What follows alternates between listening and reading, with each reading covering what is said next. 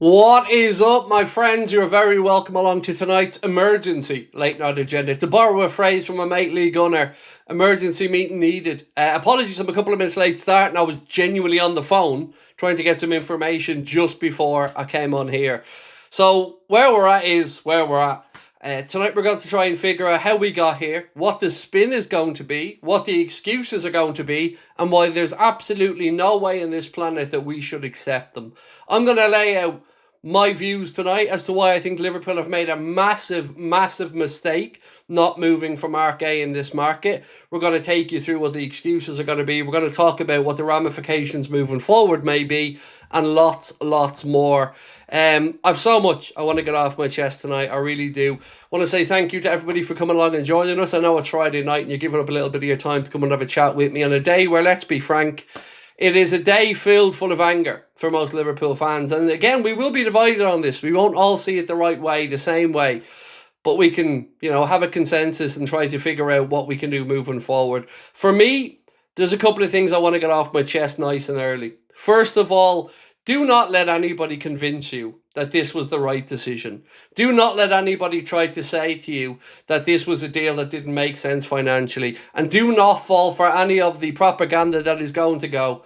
Somebody said to me quite soon after the news had broken that Mark A was going to go to Manchester City, and Fabrizio Romano and others posted it. Somebody said to me, it's been very quiet from all the Liverpool covering journalists since.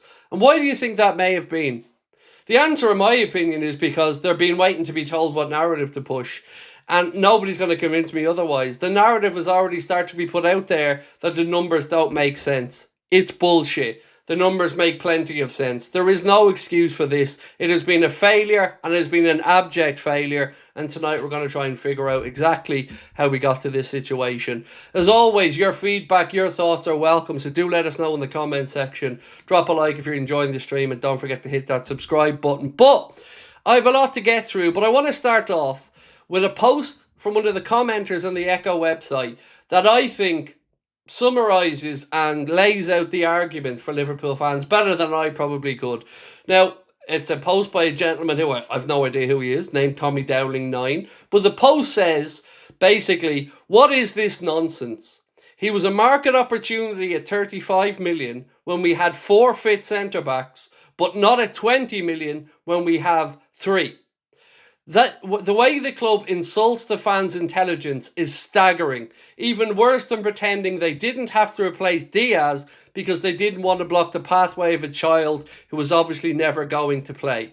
Now, what that's in relation to is a piece from an article that said, the Echo understands Liverpool do not regard signing Gay this month as a market opportunity compared to last September and this coming summer, and are thus unlikely to change their stance over resisting a late effort to gazump City.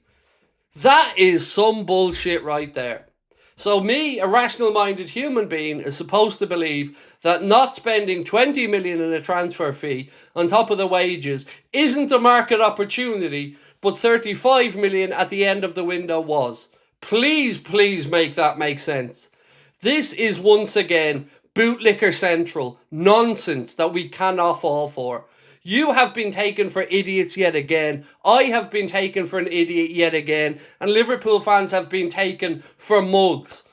This is a fuck up of epic proportions. This is not on Arne Slot. This has nothing to do with the manager, so we can park him aside in this conversation. We're going to be talking Richard Hughes, we're going to be talking Michael Edwards, and we're going to be talking those above Arne's pay grade for this one, because we can't lay the finger of blame at the manager, because the probability is that he isn't going to be the manager in the summer. Don't take my word for that. I'll have more on that in a little while. Right, let's get going. Some of your comments. Stevie boy, how are we, dude? Has said, guys, we've been here before. This is what Liverpool do. The club has given up on the manager and the season to end with stress. The club ain't. That's kind of where I'm at, mate. This is what I'm saying. We as fans, we can't afford to keep writing off seasons. And I've said this for year after year after year. We don't learn lessons. We keep going over the same mistakes over and over and over again. It needs to change. It cannot go on. We have a centre-back And by the way, Ibrahim Konate, you can watch this yourself, by the way, the clip's up on Sky. I was sitting back and I was watching Kaveh Solokol talking in the Friday Premier League show. And basically, he was sitting there and he was talking away. And the conversation was, well, Liverpool know that Ibrahim Konate is not signing a new deal and he'll be leaving. So our football club are aware that Konate is most likely departing, that Virgil van Dijk's 34 years of age, and that Joe Gomez can't play a month without an injury. And we're supposed to believe that our ambitious football club aren't writing off a season where those around us have gone out and strengthened. Even journalists out there are shocked at how stupid Liverpool have been here. I really, really cannot get my head around this. But again, I'm going to make sure that you guys, as well as can be possible, understand how we got here and what this bullshit that you're going to hear to try and cover up these mistakes are. And make no mistake, it is absolute bullshit. No club journo with any dignity can ever utter the phrase market opportunity again. This hasn't surprised me though, mate. Standard Liverpool behaviour, said Cal Downs. It is ridiculous. How can this not be a market opportunity?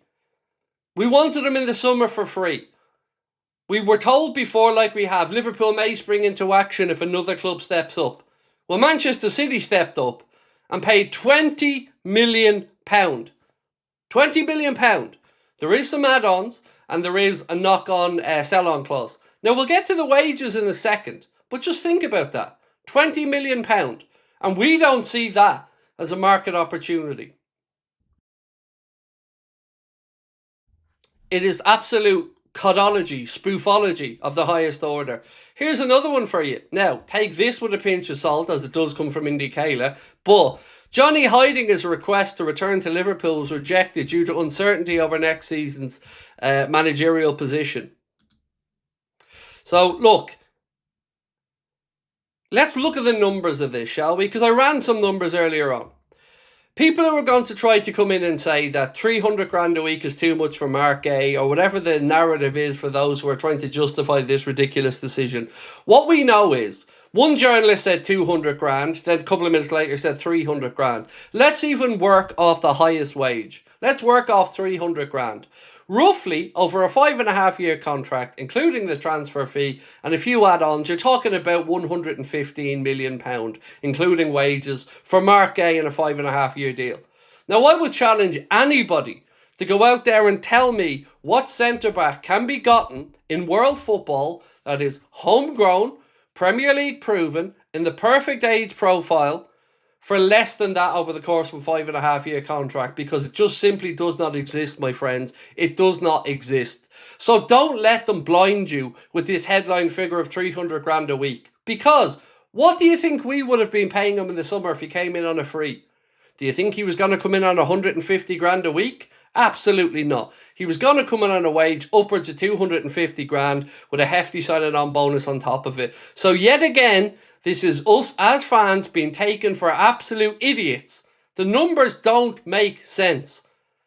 It is an absolute bargain. And Manchester City feel that they've gotten a player. I'll read it out so you don't even have to take my word for it. But this is Rob Dorset of Sky Sports said, Manchester City feel they've signed an £80 million player for £20 million plus signing on fee in Mark Gay. Let that sit. Manchester City in this window, they get a centre-back injury. What do? Straight out there and buy Mark Gay.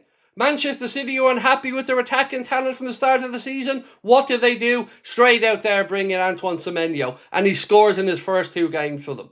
Meanwhile, us, who are supposed to be the ambitious club that smell blood in the water when Manchester City wobbled, what have we done? Well, we've overseen a manager who has brought us through the worst run of results in years and haven't had the balls to fire him. Now we haven't had the fucking common sense to go into the market and bring in a centre-back that is absolutely badly needed. And we all sit back now again while people are supposed to tell us that this makes sense. Are you mad? Are you mad? Fire Arna, and then we can get to bringing in Xavi Alonso. Because all we're going to hear now for the next few months is that they didn't want to back a manager. They didn't want to back the manager. Well, you tell me a manager in world football who might come into Liverpool Football Club who wouldn't want Mark Gay playing at centre-back or have him as an option. He is an England international. He is homegrown. He is a damn good guy and he's a brilliant defender. And you're telling me that that's not worth the 110 to 115 million over 5.5 years.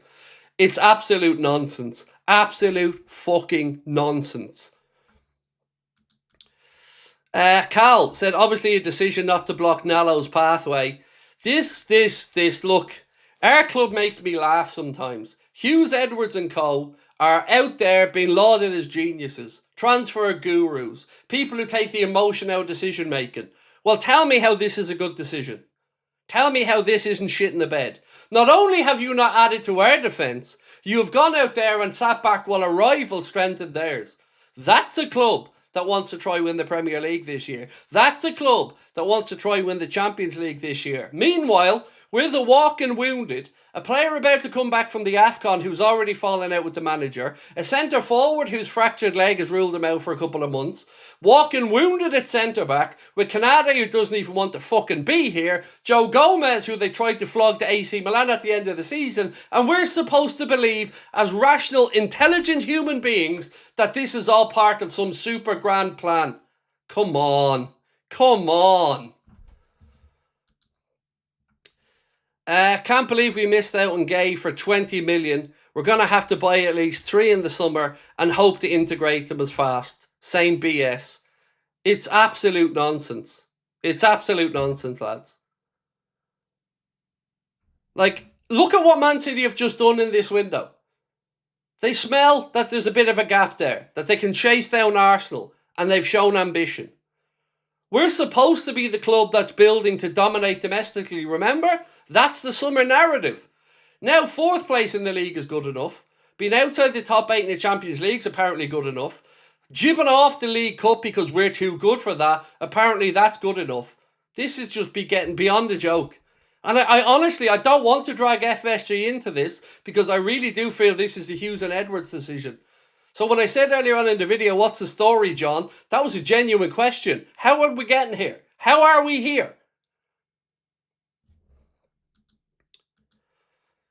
Chris said, football is truly finished for me, as Gay was that player. One player I thought had a moral understanding and loyalty. But in truth, players just follow the money regardless of the reputation of the club they're joining. As for FSG, finger up. Look, on the Mark Gay thing, I said this all the way through this transfer window. It's all very well and good with Liverpool thinking and briefing that they have an understanding, a gentleman's agreement. But if somebody comes in and puts money on the table, Crystal Palace have a decision to make. And I said it for weeks. You need to come in early and you need to get Mark Gay so Crystal Palace have time to go out there into the market and act. And that's exactly what's happening. And not only that, you know the man who kicked up a fuss in Oliver Glasner, who helped make sure we didn't get Mark Gay? Well, he told the board already that he's off at the end of the summer. He's not signing a new deal. Now there's talk that Mateta wants out of Crystal Palace. So please explain to me how we needed a centre-back when we were bidding 35 million at the end of the summer, and we had a full complement of 4 centre-backs then, but now we don't need one. Please, please, please explain that to me for 15 million quid cheaper. Spoofers, the lot of them. The suits just don't care about Liverpool, said Eddie Cox-Wilkins.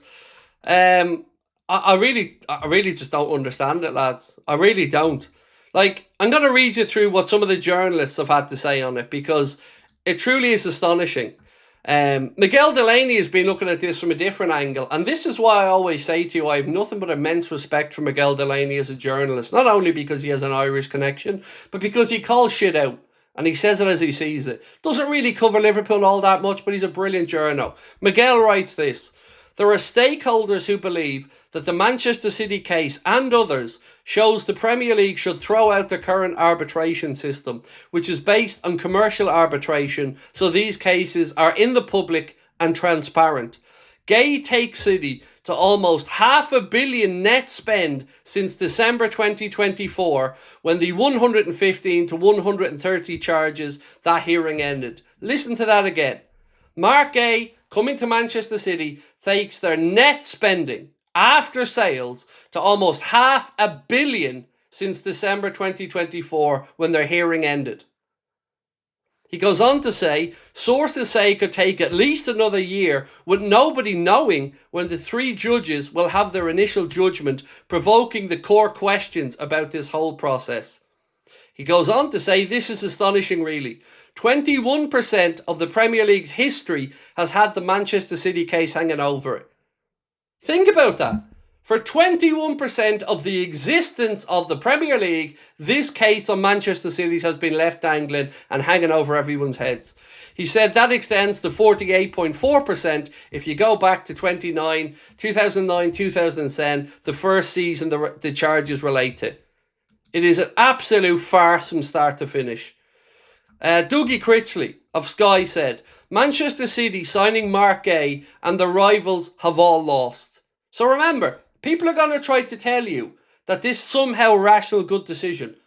Well, let me just tell you again what the media are saying. Man City signing Mark Gay and the rivals have all lost. City signed a 25-year-old with 4.5 seasons of Premier League football under his belt, guaranteed starter for England at the World Cup, brilliant character for £20 million. Absolute bargain. Arsenal, 6 points ahead, but Man City have signed 2 win-now players. One of the best wingers in the league this season, and a centre-back who goes a long way to fix the current injury crisis. Liverpool, the club that needed him most, a clear upgrade on Canade and Gomez, failing to sign him in the summer, has created a season's worth of problems.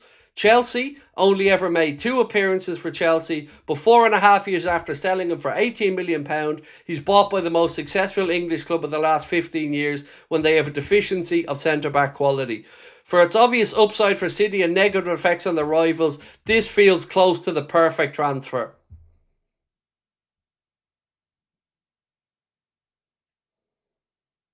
It really is beyond the beyond. It really fucking is.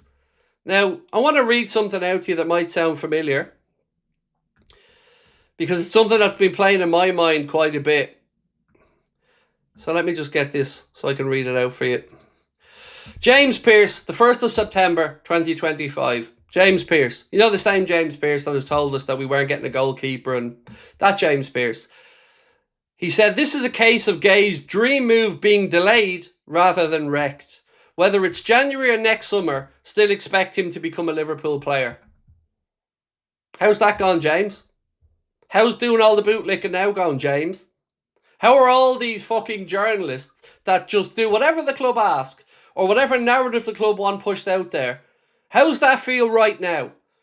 You know, the people like me, the unserious people, the arseholes, the blacklisted people, you know, the ones that basically try to just add a little bit of common sense to the conversation. Well, us and the rest of the Liverpool fan base are getting 2 fingers stuck up. And by the way, why am I listening to Ian Doyle, an Arsenal fan, talking to me about Liverpool Football Club?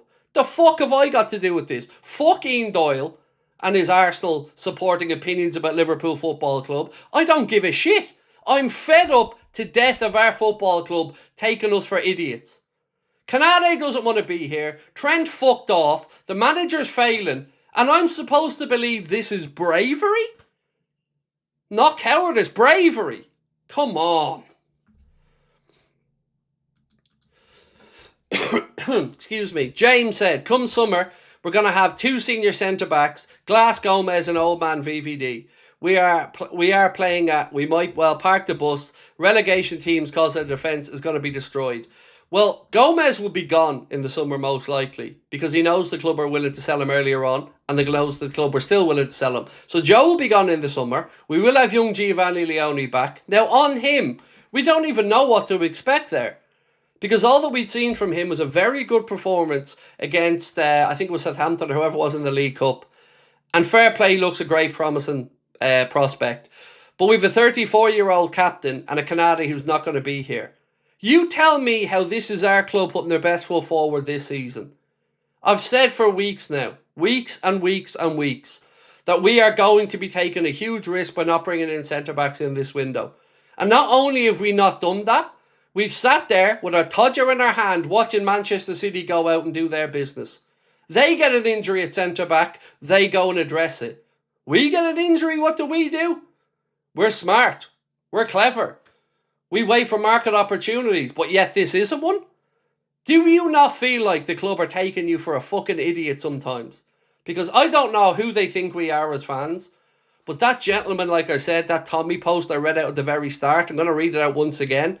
What is this nonsense? He was a market opportunity at 35 million when we had 4 fit centre-backs, but he's not a market opportunity when at 20 million when we have 3. The way this club insults the fans' intelligence is staggering. Even worse than pretending they didn't have to replace Diaz because they didn't want to block the pathway of a child who was never going to get game time. Come on. You might not like me. You might come onto this channel thinking I'm a mouthy arsehole. Fair enough. But if you are a Liverpool fan, you've got to understand that this is unacceptable. And you've got to understand that this situation is absolutely unsustainable. It is bullshit of the highest order. You deserve better. We deserve better.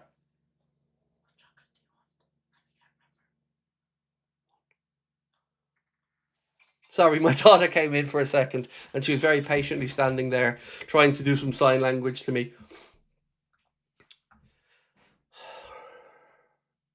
So let's look at the poll. We asked, was it a mistake not to sign Gay?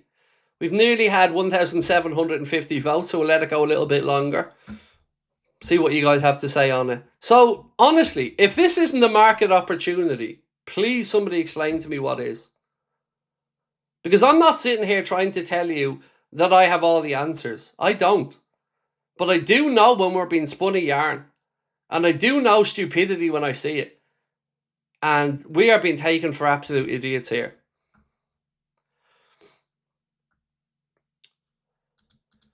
Sonder said, in my opinion, 200k base wage and 25 million signing on bonus makes it 300k a week for 5.5 years.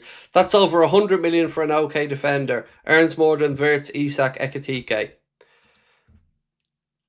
So, whether you rate a defender or not, Sonder, which, by the way, it seems you don't, and that's cool. You know, we don't all have to agree to the talent at Mark Gay. But what we did know, mate, is we tried to sign him in the summer. And that we wanted him on a free. And what we've seen now is a rival, and let's not forget that, a rival for the Champions League, a rival for the FA Cup, and a rival obviously for the league, although we're not in that negotiation because we're further down the table. Go out there and strengthen again. We're being told market opportunities. Liverpool don't feel like it was the right time now. Come on, man. You tell me for 115 million quid over 5.5 years that you're going to find a better centre-back who's homegrown and ticks that box, who's ready to come straight in, could be a future captain and leader of that defence, and will do it for less than that as a total figure over 5.5 years. Because I'm stumped, dude. I can't think of one. David said, hi Craig, I'm so angry right now. Absolute disgrace.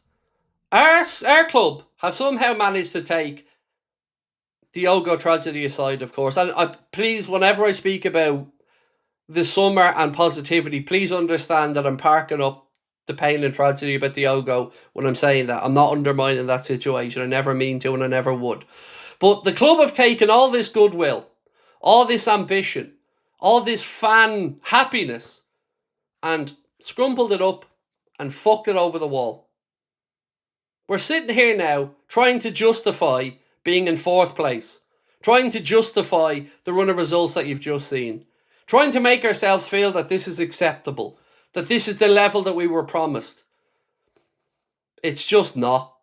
It's just not. And I don't even buy into an argument that they don't want to sign him because they don't think Slot will be here in the summer. I really just don't even buy that. Because I don't know a manager who wouldn't want Mark Gay. Remember, homegrown is important. And homegrown usually comes with a premium. We had the chance to get him for about £20 million. And the wages. And we didn't do it. So what is a market opportunity? Because I really don't know at this point. But I do know that our club are one injury away from the whole season being out the window. And there seems to be no panic, no movement, nothing. Just sitting back while other clubs are out there strengthening their team. I really am baffled. This isn't as if Liverpool didn't know the situation with Gay in City. It isn't like this just snuck up on them. They didn't have a chance to react to it. This has been in the media for about a week now.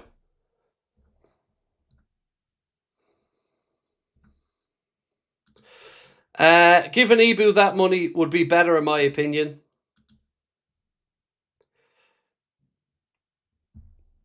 You're entitled to that opinion, mate. I would very, very, very much disagree with you. That Ibrahim Kanade is worth 300,000 Great British pounds per week or anything fucking close to it. But I respect your right to say it. Corbin said, "Look furious, mate. Don't blame you." Honestly, I nearly cancelled the stream because I'm that angry that I'm afraid of what I was going to say. That's honestly, you know that anger that you get when you're shaken with anger? That's the level of anger that I feel right now. And it isn't just because we didn't get Mark Gay. That's just one part of a bigger jigsaw piece here, or puzzle. We've watched a rival strengthen for buttons, for next to nothing, as we sat back. Well, what are we? Do we have ambition? Because for all the talk of standards, we don't seem to fucking show them. Do we want to win or don't we? Are we building for domestic domination or are we not? Because it seems like the narrative shifts from week to week, from result to result, and yet what we don't hear is from Hughes and Edwards, who hide away in the shadows, send Arna out, and I feel absolute sympathy for the manager on this one. Because this is not his job. Hughes and Edwards, mainly Hughes, are responsible for bringing in players. That's not on Arna. We can talk about the results, the coach, and all the other stuff, but I always try to aim the blame where I think it's needed. And right now, and I'm not even having for one fucking second, by the way, that Arna didn't want Mark Gay. Because remember, they tried to sign him in the summer. Makes no sense, lads. And on the I'd rather give that money to Kanade thing, Kanade doesn't want to stay. What's the young lad's name that does the Friday Premier League show on Sky now? Forgive me, I can't think of his name. Presenter, young lad, does all the Vodafone ads. Forgive me, I can't think of his name off the top of my head. He was sitting doing a show speaking to Cave Solakol, and they were talking about the centre-back situation, and he said to Cave, do you think Roman Kemp, thank you, yes, Roman Kemp, brilliant reporter, brilliant person, just good guy, Roman Kemp. So he's speaking to Roman Kemp and Cave Solakol, and Roman said something along the lines of, do you think Liverpool will be furious at this? And Cave basically said something like, well, Liverpool always felt a bit confusing around the Gay situation, even at the Community Shield when we played Manchester City. Crystal Palace's hierarchy had to come up to Liverpool to ask what was the situation with Mark Gay. Did we want him or didn't we? And then at the end, he was in a black cab outside waiting like we know. And now we're supposed to believe that we just didn't want him? Like, what the hell is going on?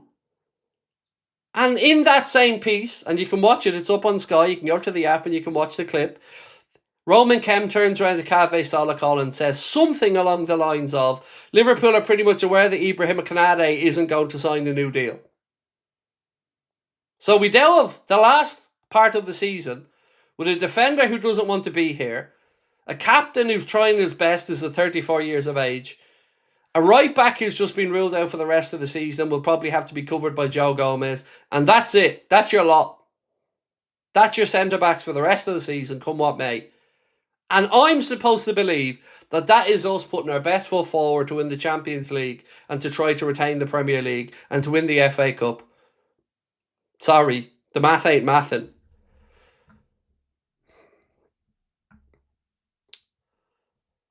Did Arna really mention PSG again? He's gone mad. I haven't got a clue. I haven't even had a chance today to look at his press conference yet. I'm not even joking with you. That's how this day has gone for me. This day has been spent pretty much back and forth on the phone, on WhatsApp, with a lot of expletives being sent back and forth. Honestly, I thought this was a practical joke at first, especially the headline number of 20 million.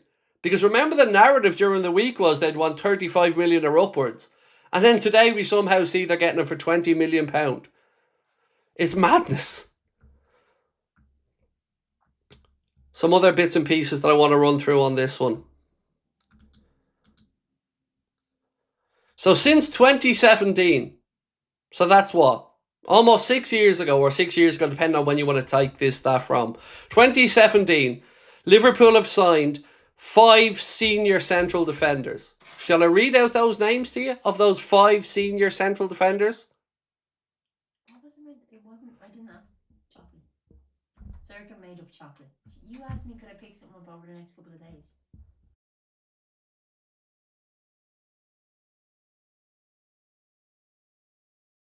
Okay. So, excuse me, it's another one of my family members just sauntering on in just to tell us that, what was it again we needed in the shop? Anyway, since, it's not funny, since 2017, Liverpool have signed just 5 senior central defenders. Giovanni Leone, Sepp van den Berg, Ibrahim Konate, Ozan Kabak, Ben Davies. Think about that. Since 2017. How does that gone?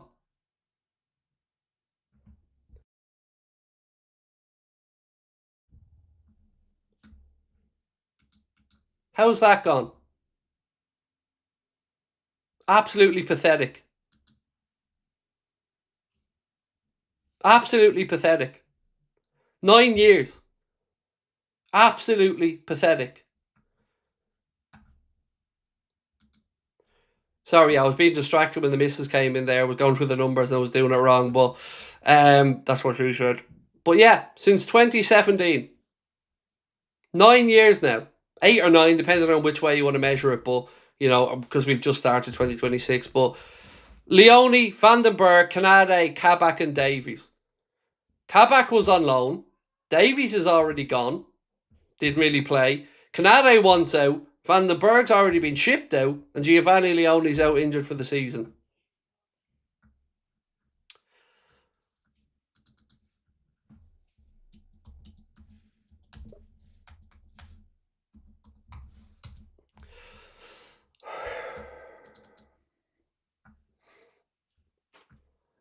VVD, no, he was signed before that.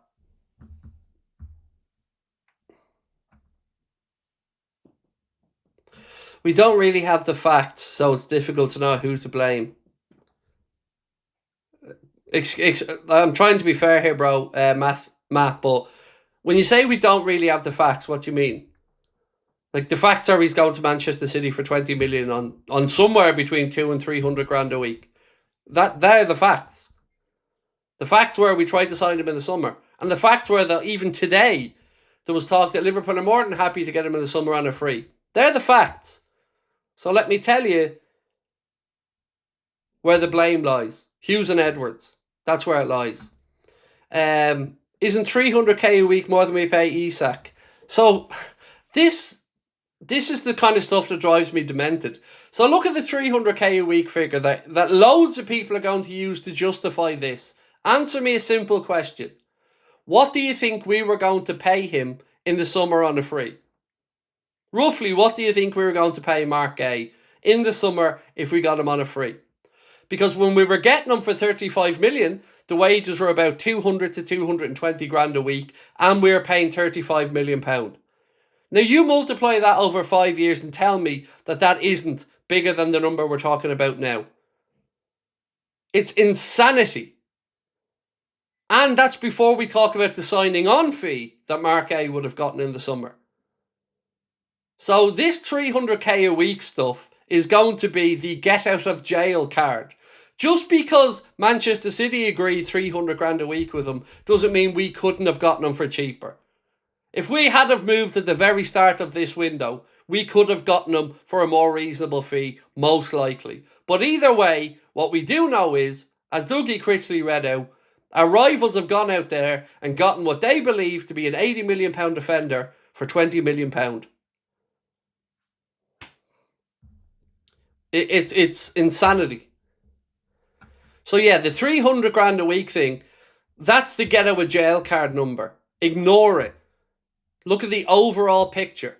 Look at the overall number over 5.5 years. And then tell me that it doesn't make sense.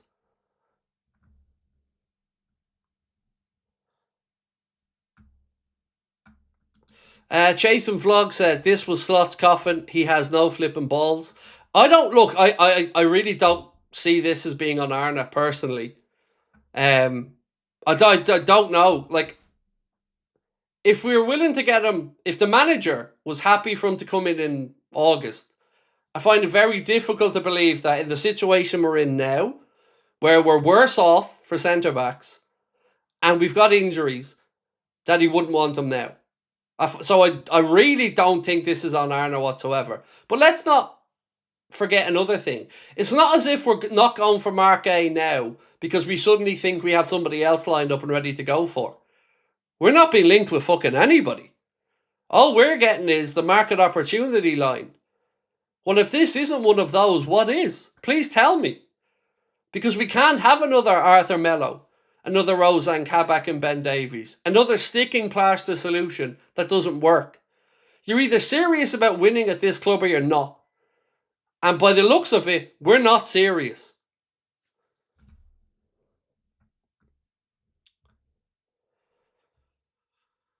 Saunders said, Gay isn't starting in 5 months with Diaz and Gvardiol. Also will be our third best, 300k a week. Bench can't happen. Also never played in the back four. Okay, so a lot of things to unpack there. Firstly, whether he plays for Manchester City or not in 5 months is irrelevant because he's not playing for us and he's not an option for us. The second part, 300k a week on the bench can't happen. He wouldn't be on our fucking bench, mate. Not a chance. Like,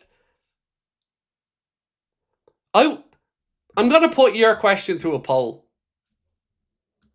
1 second. So 91% of people feel it was a mistake not to get Mark A.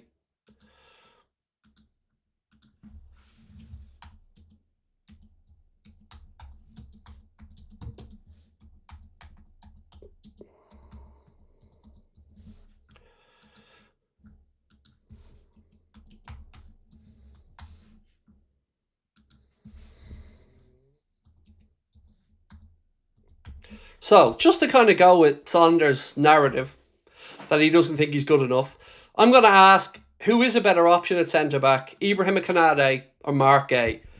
Just because we've asked this question before and I know the results of it, so let's just see what people think. And by the way, neither of them will be Liverpool players by the summer, so it's almost irrelevant anyway, because Saunders, you can want to give all the money in the world to Konate, but he doesn't want to be here, bro. And he ain't worth it. We've already had this conversation. He ain't worth the money. He's not worth 300 grand a week because he's not a 300 grand a week defender. He's not a 250 grand a week defender. 300 grand a week defenders don't make mistakes like Konate makes. Right, ladies and gentlemen, I have to take a momentary break from my anger for a second just to give you guys a reminder.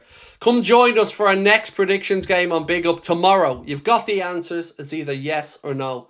So unlike Hughes and Edwards, you do have those answers, and it is yes or no. Predictions is a sweepstakes game where you can answer from a selection of yes or no match questions, and there's even a free-to-play option available. When you visit Big Up, you'll see our familiar Anfield Agenda watch-along thumbnail. Just click on the predictions game below. Answer at least 2 questions from the list and choose your entry amount. We've 2 versions of the game for you to play, Power Play and Flex Play. In Power Play, all of your chosen questions must be correct to win your prize. In Flex Play, however, you can still win a prize even if one of your selections loses, as long as you've made a minimum of 3 selections.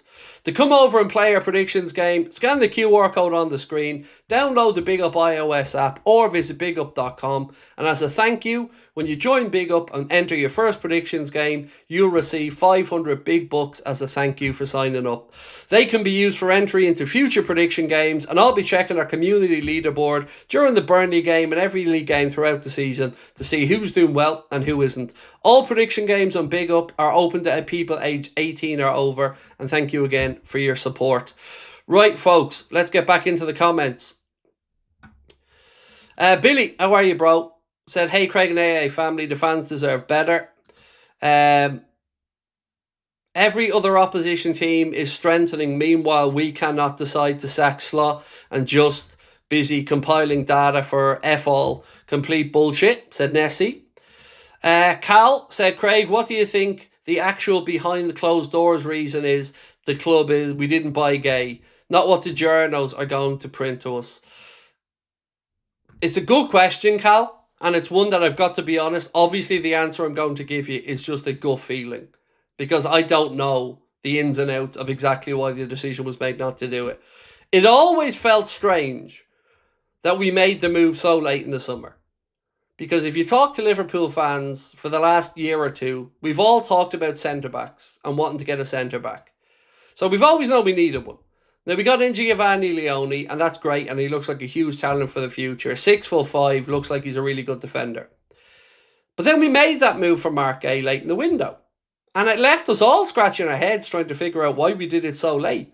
Because there's a couple of reasons I was confused about it, and I believe many others as well. A manager normally wants as much time as possible on the training ground with a player. And we didn't do that. We did it right at the end. Maybe they were trying to wait it out to see what Canade's situation was. I don't know. But what I know is the deal fell apart because Crystal Palace pulled the plug last minute because Oliver Glasner and Steve Parish said no, didn't have time to get a replacement, so they're not selling them. That's their prerogative. Fast forward on a few months, and we were told that Liverpool still want Mark A, but we want him on a free in the summer. Now we've seen Manchester City come in and see that he can be gotten for £20 million. £20 million. And we still didn't move. So what we now have, and whether you agree or disagree, like or don't like, it doesn't matter. What we now have is a situation where we have 3 centre-backs for the rest of the season. One of them picks up injuries left, right and centre in Joe Gomez, who's also now going to have to provide cover at right back. Canada, who doesn't want to be here, and our captain Virgil van Dijk. And we're supposed to be able to play deep in every competition, rotate, keep people fresh. All that's going to happen is Virgil or Canada is going to pick up an injury from being overplayed. Then what happens? We have no options other than to start dragging more people out of position to play them in a position that they're not at their best in. How is that really an ambitious club? So you can say whatever you like, but Manchester City got an injury in the position and went out, bang. Got the best they could get. Manchester City decided they needed a bit of forward reinforcement, bang, went out and got Semenyo. Comes straight into the team, scores in his first 2 games. So whatever way you dress it up, we're falling behind again. And all the good work we've done is being undermined. The title defence is a joke. The manager situation is up in the air. The players seem divided. The Salah fund's about to start all over again when he comes back. Harvey Elliott's loan that the club sorted out is a piss take that hasn't worked out for anybody. There is just so much that these lads have gotten away with. And all we did in the summer was basically trade player for player. We didn't build out the squad. We didn't add any depth, as you can see from looking at the bench. We brought in players who are, yes, improvements on a lot of the players that went out. But then Arsenal went and built out their squad. And that's why. It's survival of the fittest in the Premier League. It's whoever can keep their team fit the longest, basically, and string good results together will get over the line. And Arsenal have that depth now. But Manchester City smell an opportunity. And they've gone after it. What have we done? You know the answer to that.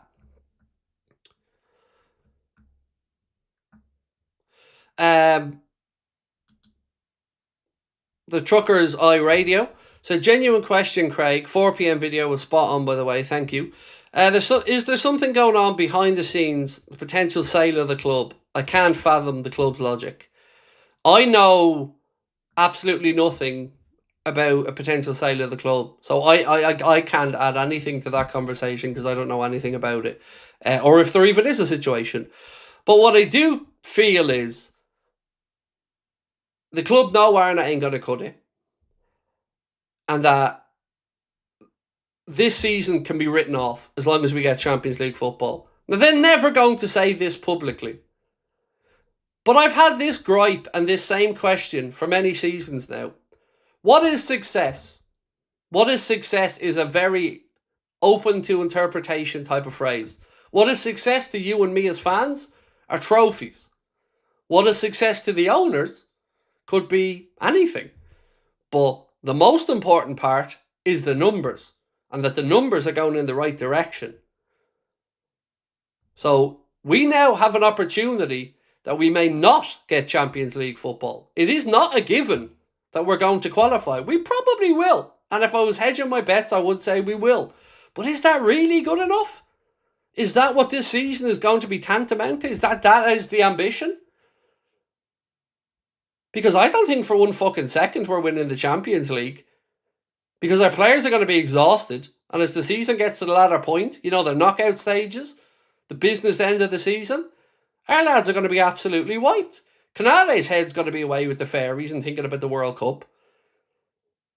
This is it. This is the title defence, once again, a shambles. Same as the last title defence, a shambles. So what is success? Because I don't give a shit how much money the club's worth. I don't give a shit how much money FSG make, and I don't begrudge them a goddamn cent of it. But success to fans is trophies, glory. And that's what we were dangled with. That was the carrot in the summer. Building a club to compete in Europe and dominate domestically. That was the analogy. That was the phrase. That was what we were told. Now all of a sudden, history's been rewritten and excuses are being made. It's very easy when you don't have to front up to a camera. Where the fuck is Richard Hughes? Because the only time we've seen him speak publicly is when he was unveiling Arna. And since then, he's been persona non grata with regards to sitting in front of a camera. Liverpool fans are bored of the style of football. Liverpool fans are divided on the manager. But all of us know that this season is not good enough. So whatever way you want to dress that up, I don't see this as success. And I don't want to be a one-hit wonder. I don't want to be, he won the league, let him away with it. No! That's not how you become the most successful club in English football. All these things, doing the right things, on the training ground, off the training ground, these are the habits you have to be in. Our club has let those standards dip. And again, these people are unanswerable to the rest of us. Arna gets wheeled out for his press conferences and has to face some questions. And I feel sympathy from a lot of the time. But Hughes and Edwards, they can fucking swan about behind the scenes. They don't have to front up or face any questions. They can just lurk in the shadows, brief things, and talk about how great they are, and how clever they are, and how they remove all the emotion from decision making. Well, apparently they removed the fucking decision making part from it as well. Because it doesn't take a decision to sit in your hands and do nothing. It doesn't take courage to do that.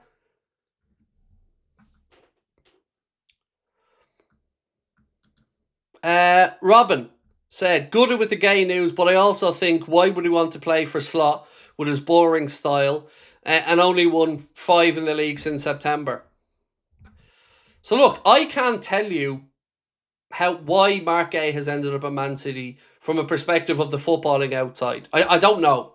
Only Mark Gay, his agent, Manchester City, will know that.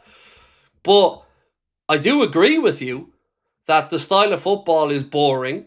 The manager's longevity is probably in question. But does that mean we get to write off another season?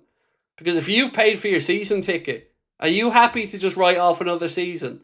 If you pay for your Sky subscriptions, if you bought your kids' shirts, your own shirts, your merchandise, you've travelled from America, Canada, Australia, Ireland, Norway, wherever to visit, and Arna's put out a shit team because he wants to save legs, you can't afford to write off a season. Owners can, as long as Champions League football keeps coming in and the money keeps coming in. But we can't.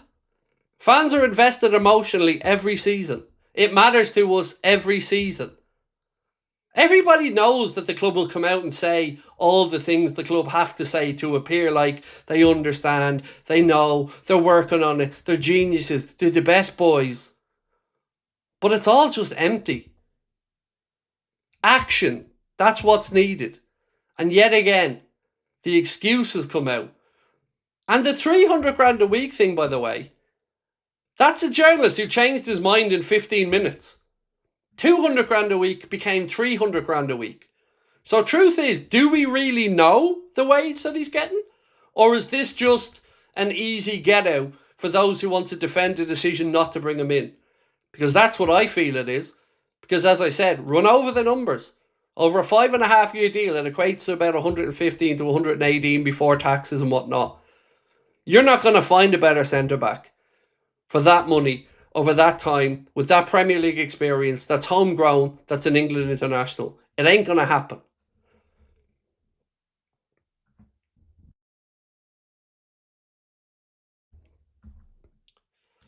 Klopp would do something to push for Gay. Even if we can park up Gay, even if you just remove him from the conversation, we know we need a centre-back, right? So whether you like Sonder and you don't think Mark Gay's it, I've no problem with that. You know, you can have your own thoughts on who you think is good enough or not. But I don't think any of us think we don't need a centre-back, right? You know, we'll do that poll next. So, Sonder, I ran your little poll really quickly and I said, who's a better option, Canada or Gay? 86% think Gay. So I think we'll have to say, on this one, sir, you're in the minority. But like I've said, I appreciate and respect that you have a different opinion and it's your place to say so. And I do appreciate the way you go about it.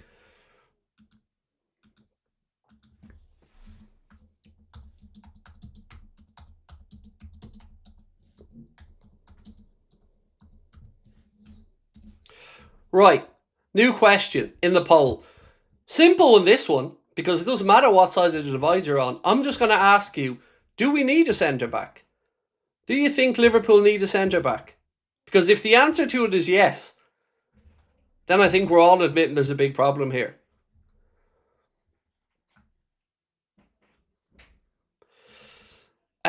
Rich Baldy said, if LFC tried getting Gay and lost, I could accept that. But just letting him go seems futile and piss poor. Shocking, absolutely shocking. Klopp would do something for Gay. I'm going to move on to Brian's in a second, but before I do, I just want to credit this Sky journalist for this post, and I want to read it out to you again, just so you can see how the football world is viewing this situation. So, Dougie Critchley of Sky says this: Manchester City signing Mark Gay and their rivals have all lost. City signed a 25-year-old with 4.5 seasons of Premier League football under his belt, guaranteed starter for England at the World Cup, brilliant character for £20 million. Absolute bargain. Arsenal, 6 points ahead, but Man City have signed 2 win-now players, one of the best wingers in the league this season, and a centre-back who goes a long way to fix their current injury crisis. Liverpool, the club who needed him most, a clear upgrade on Canade and Gomez, failing to sign him in the summer, has created a season's worth of problems. Let me read that out to you again. Liverpool, the club that needed him most, a clear upgrade on Canade and Gomez, failing to sign him in the summer, has created a season's worth of problems. A season's worth of problems from that failure. That's what the journalists and the media and Sky are saying, because that's the truth. This season is our own fucking fault, and I've been trying to say it since the summer. Not getting a centre-back is going to cost us this season in a big way. In a big, big way.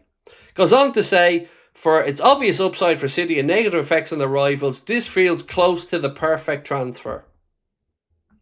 But you know, Liverpool are always aware of market opportunity should they arise.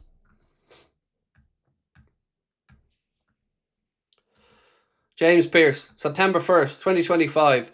Case of Gay's dream move being delayed rather than wrecked. Whether it's January or next summer, still expect him to become a Liverpool player. He's not though. He's a City player. Or is going to be. Brian said, the summer showed we're not afraid to spend. This inaction, particularly the Mark Gay debacle, is baffling. This seems fully on Hughes and Edwards. And again, as always, Brian, thank you so much, mate. Appreciate you. It is, Brian. I have no blame at Arner for this one. I can blame Arner for some of the results we've had this season, for some of the coaching failures, for the style of football. But this ain't on him for me.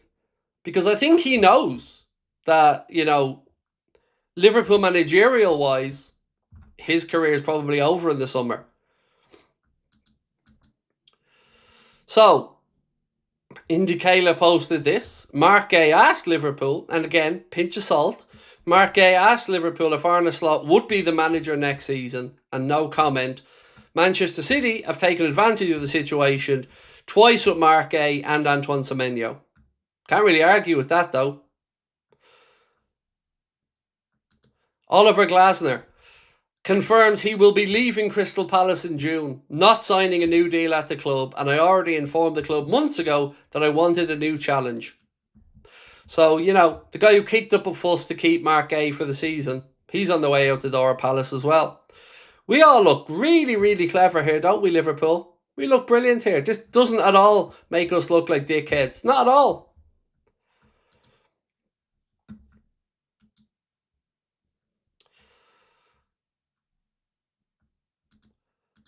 Cal said, no money there for Gay. Meanwhile, we've wasted the best part of 25-30 million having Chiesa sat there on his arse. From business people, this is awful business. Exactly. Look, folks, more often, or so often, I tell you, football clubs lie. And some people think everything that comes out of a football club's mouth is gospel.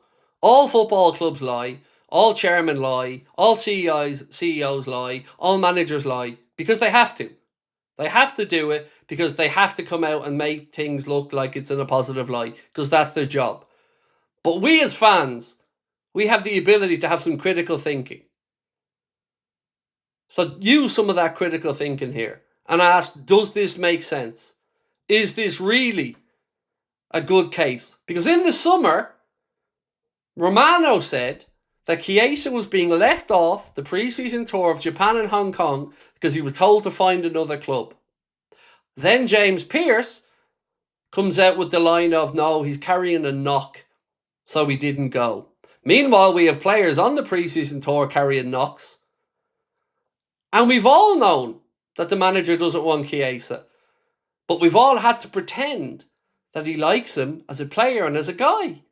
We've all had to pretend that.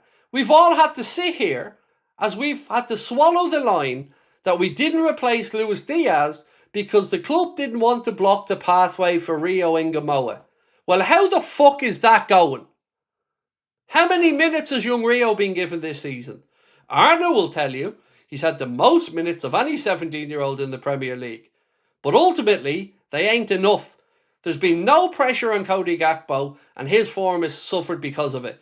There's no pressure on the centre-backs, their form has suffered because of it. There's no pressure on Mohamed Salah, his form has suffered because of it. Time and time again, we've tried to say the same things.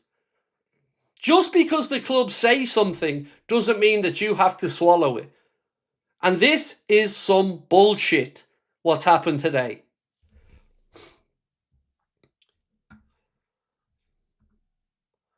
Liverpool since 2017 have signed 5 senior centre-backs. Leone, Canade, Vandenberg, Davies and Kabak. Not getting Gay is beyond a joke.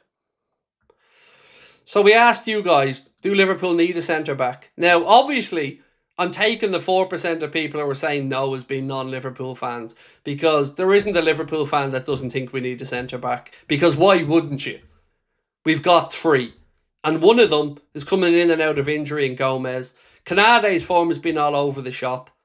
And like I've always said, a manager will sit there in a press conference and will look down the camera and tell you that a player who's leaving the club at the end of the season is going to give you 100% effort because he's a professional. And I'm going to sit here and look down my camera and tell you, bullshit. Everybody's self-serving. And any player that knows their future lies elsewhere is not going to do all the hard yards, is not going to play through the pain barrier, is not going to do anything that might jeopardise their future and their own career. So I don't for 1 second believe that Canade is going to be absolutely tip-top amazing between now and the end of the season. What I believe will happen is we as Liverpool fans will see story after story linking with a move away that will get under our skin, that will irritate us, that will then leak into the team, seep into the stadium. You know this is true because it's happened. Canade started the season horrendously. If that deal was going to be agreed between Canade and the club, it would have been done. Don't get sucked into the Trent situation all over again and believe that there is going to be some coming together, kumbaya moment. If Canade's made his mind up, he's made his mind up and he's off. We need to be proactive and look after our own interests. And our own interest is building a centre-back partnership that actually will give a fuck. Because there's nobody going to convince me if Canade's off in the summer that he's going to give you 100%. Nobody. Because I didn't think of the Trent and I don't think of anybody else. Because it's human nature. Why would you jeopardise potentially your big move by playing through a pain barrier, or if you feel a niggle not going down and taking some time off? Whereas if you're playing for your contract, if you're playing to save your career, that's a very different conversation. And we've seen it. It's played out over and over again. How many players have you seen go into great form when it comes time to get, and then all of a sudden that form drops off? I'm not including Mohamed Salah in this conversation, by the way, because I truly don't believe that happened with Mo. But you've seen it time and time again.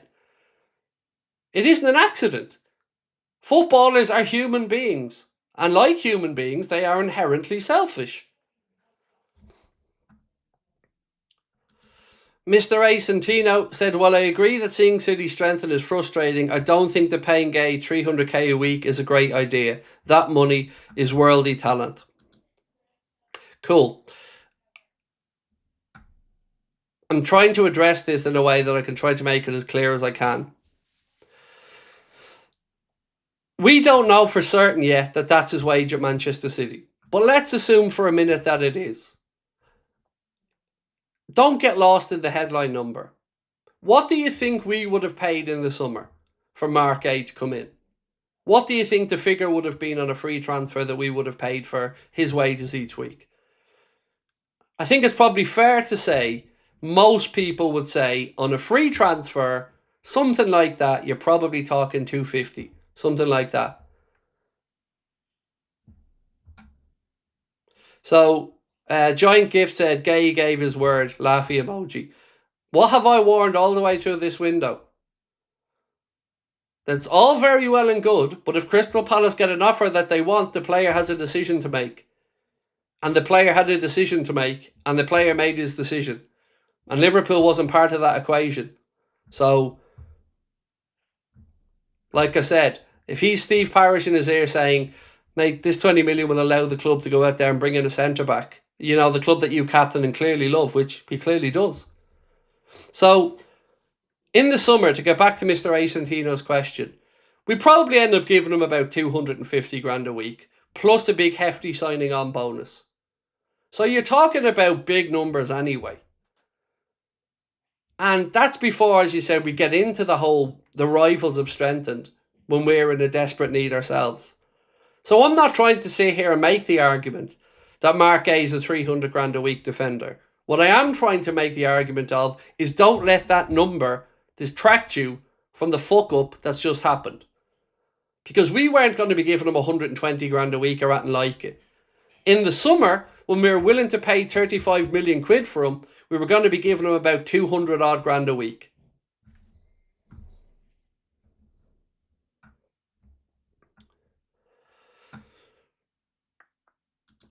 The 300 grand a week is why we bottled signing Gay.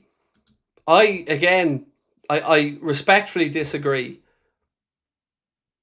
Because we didn't start knocking on the door on the 1st of January. Once again, like in the summer, we tried to be clever. We tried to save a few quid. And we tried to say we'll get him for nothing in the summer. Well, how's that worked out? Now what we have to do is go out in the summer, find another centre-back, get them in, hope that they fit the system, hope that they're good enough, and see how we get on.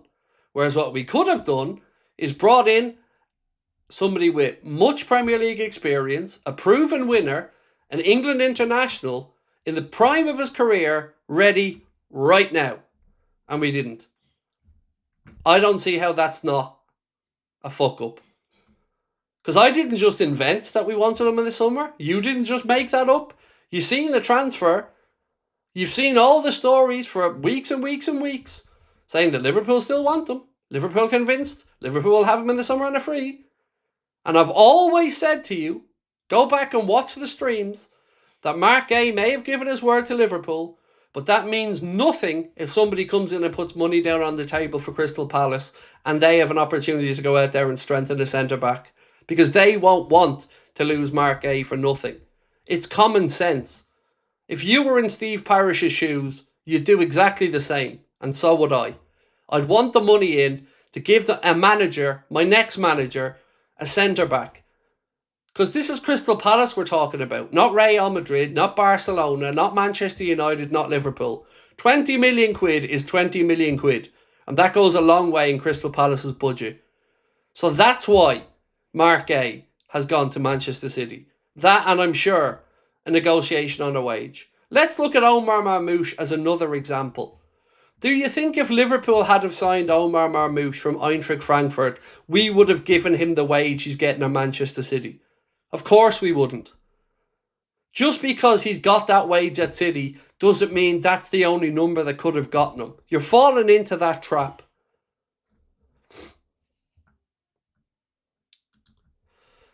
Not only can Hughes not get a player, we'd pay more.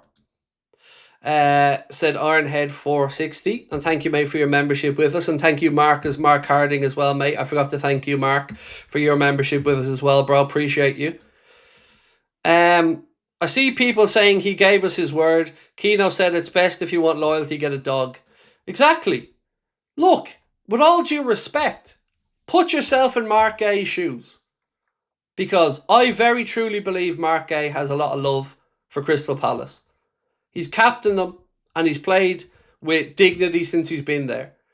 So in his shoes, he sees his chairman telling him that the club will benefit to the tune of 20 million quid plus a sell-on fee. Because let's not forget there's a sell-on clause in this as well. And that will help the club's sustainability. So that's what he's hearing from his chairman. So in his mind, he's thinking, the club are getting a good fee, I'm getting myself a nice bit of money, and I'm going to a top club that's challenging for the title and is challenging for the Champions League. That's probably the way he sees it. And can you blame him? Because if I was in his shoes, and my chairman said to me, you going now will give the club money, and I know you care about the club, so this will allow us to get a centre-back. As long as he's happy, and clearly he was happy to go to Manchester City or he wouldn't have done it. So that's the way I see this situation working out. And his word is his word. But like I said, it's football. And if somebody puts the money down on the table, there's a decision to make. And we let Manchester City give him a decision to make. And now we're sitting here empty.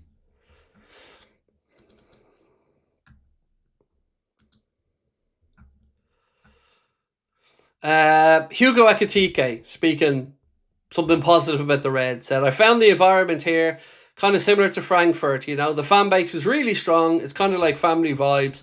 You know, you feel comfortable here. As soon as I feel comfortable, it's easier for me to play. Always lovely to hear, and I think we'll all agree Hugo's been fantastic since he's come in. Lolly, how are you, my friend? Always lovely to see you. Hey, Craig, I asked myself, what player would join Liverpool with the performances we've shown? Would you sign under Slot now? I mean, I think it's a more than fair question, Lolly. Would I sign? Look, I'm a Liverpool fan, mate, so, you know, my answer is going to be based off bias. But there's certainly merit to your question, you know, and it's one that I don't think anybody would say is out of the realms of possibility, Lolly, you know? And again, this all comes back to my decision that I've moaned about for ages, which is why haven't we sacked Slot? Because whichever way you dress this up, it's not exactly screaming belief, is it? Like, kind of quietly been spoken already that it's most likely Slot's gone. And here we have a chance, because if they truly believed in their manager, and they really did want to go out there and win the league, they would have backed him. And they would have got a centre-back. And again, they can't tell us that we didn't think we needed one, because we tried to fucking sign one. And things have gotten worse since then. So however the club want to dress this up publicly, it's a mess. And it's a mess of our own making yet again. And we still haven't learned the lessons of Ozan Kabak, of Arthur Mello, of Ben Davies. Those lessons still haven't been learned. Sticking plasters don't work. Hoping for the best won't work. This season, across the board, injuries have added up in the Premier League, not just for Liverpool, but for all clubs. The workload and the strain on players is enormous. And these players are going to go in then to a World Cup. Mo's been playing in an AFCON, will then go into a World Cup, will then have a small break and come back. All of this is only going to lead to more injuries. And right now, we don't have the competition for places. We've got one striker that's fit in Hugo Ekitike. We've got one right winger that the manager will use. We've got one left winger that the manager will use. And we've got two centre-backs. Gomez will have to cover at right back occasionally. And the odds of Gomez getting through the rest of the season without picking up a knock, I wouldn't bet on it, would you? I actually think it's been a miracle that Canade has gone so far into the season without a muscle strain. Because, you know, he's had a few of those over his time at Liverpool. And thankfully for us, he hasn't had one yet. You know, what happens if the big man picks up an injury? Then we're screwed. And again, just look at what City did. Vardy all out, Diaz out, bang, go out there, get the best they can get.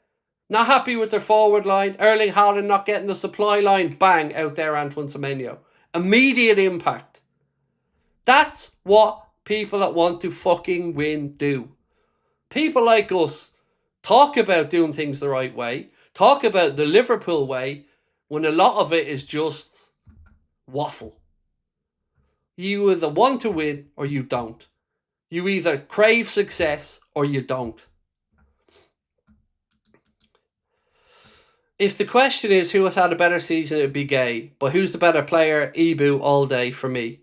Would you agree this season? No, I wouldn't. And I have a history of saying I think Mark Gay is better, Sonder. Look, if you said to me both of them at their very, very best, you know, on their A game, who's better? Probably Canada, yes. But if I also said many times, I see Mark Gay as a constant 7 out of 10. Whereas Ibu can be an 8.5 out of 10, or he can be a 6 out of 10. So I would say I've always been consistent in saying that I think Mark Gay is a better option than Ibrahim Konate. But that doesn't mean I didn't want Konate to stay. I did. I think most of us would have preferred if Konate would stay. But again, here we are now, halfway through a month, where he can now talk to anybody outside the Premier League. Konate can be talking to Madrid, Barca, Bayern Munich, anybody he wants, Paris Saint-Germain. Doesn't even have to tell Liverpool about it because he's in the final 6 months of his contract. And again, we've let that situation happen. We let it happen with Trent. We let it happen with Salah. We let it happen with Virgil. It's happening with Andy Robertson. We let it happen with so many others before. Where's the genius in that? Where's the succession planning in that? Like these are supposed to be the smart guys. The guys who are held up as a model of how to conduct a football club. I don't see that genius. All I see is a frustrated fan base and people who seem so up their own arse about the way they do things that they refuse to even acknowledge mistakes publicly because they hide in the shadows. They don't have to answer to anybody except John W. Henry. But we as fans, we're all here debating, arguing back and forth, feeling frustrated about it. As defending champions, in a season where we've just spent £450 million and had a record-breaking transfer, broke the British transfer record not once but twice, talked about all the ambition in the world, Premier League titles, European Cups, domestic domination, sitting fourth in the Premier League, outside the top 8 in the Champions League places, knocked out of the League Cup, while Arsenal fans and Man City fans are dreaming about Wembley again. Again, you tell me on Tuesday and Wednesday night that all of those fans inside those stadiums, that the League Cup meant nothing to them.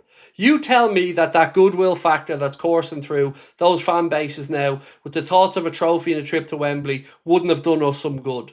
But no, our manager fucked away the League Cup. Our manager stuck 2 fingers up to all the hard-working men and women who brought their families to that League Cup game. Our manager wanted 3 points against Aston Villa. And now we're still safely tucked in 4th in the Premier League. I said it at the time and I will say it again. Anybody who excuses mediocrity is part of the problem. We either have standards as a football club or we don't. We either want to be successful or we don't. And every time the question comes where there's a 50-50 decision on do we roll the dice and bring in somebody now or do we wait? The answer is always wait. And it's always portrayed as a courageous decision that removed emotion from it. But it's not. It's always the cheap solution. And that's the fucking truth. Ozan Kabak, cheap.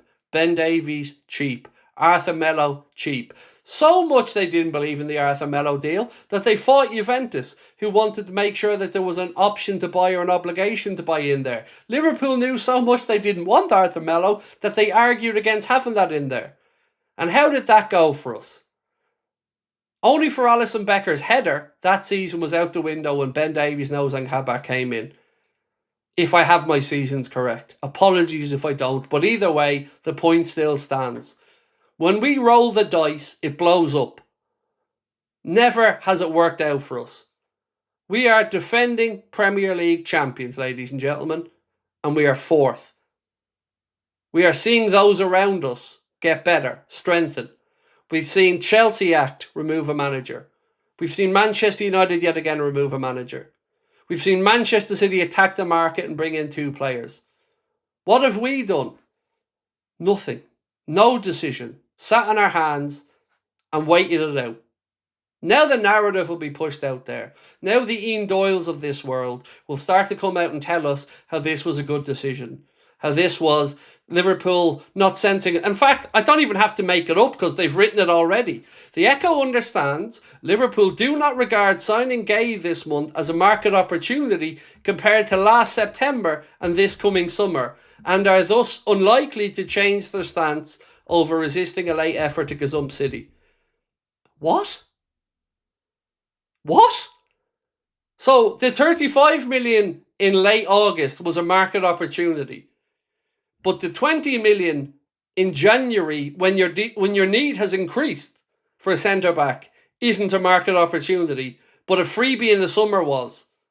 Please make that make sense. We wanted him in the summer, and he was good enough last summer. But in January, when it comes time to shit or get off the pot, what do? Absolutely nothing. Stand there and applaud as Manchester City go in and take Mark A from under our noses.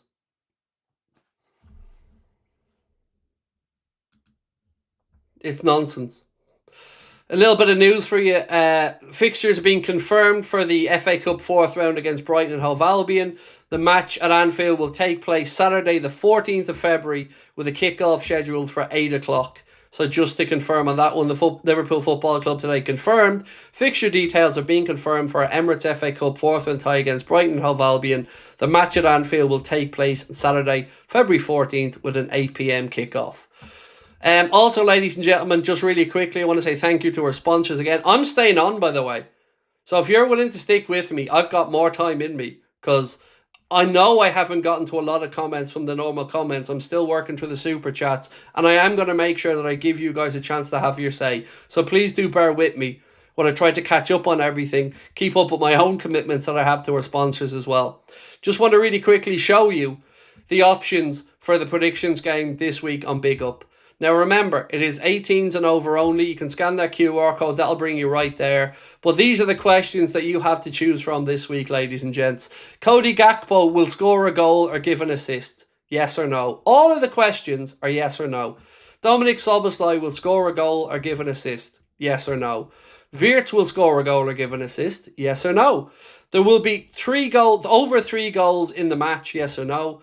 There will be 3 cards or more, or there'll be under 3 cards, in the match, yes or no. And Alexis McAllister will score a goal or have an assist, yes or no. As long as you answer at least 2 of those questions, that is enough for you to enter into the game. And again, a reminder, there is a free-to-play option available as well. I'll be checking in on the leaderboard like I was throughout the last few games and seeing how everybody's getting on. I'm going to try to reprove myself this week because I've been having a shocker on my predictions. But I want to say thank you again to our friends at Big Up. And we do hope that this gives you a little bit more interactivity on our match day experience. And again, appreciate your kindness while I read that out. Right, let's keep going. I'm trying to make sure I haven't missed anybody.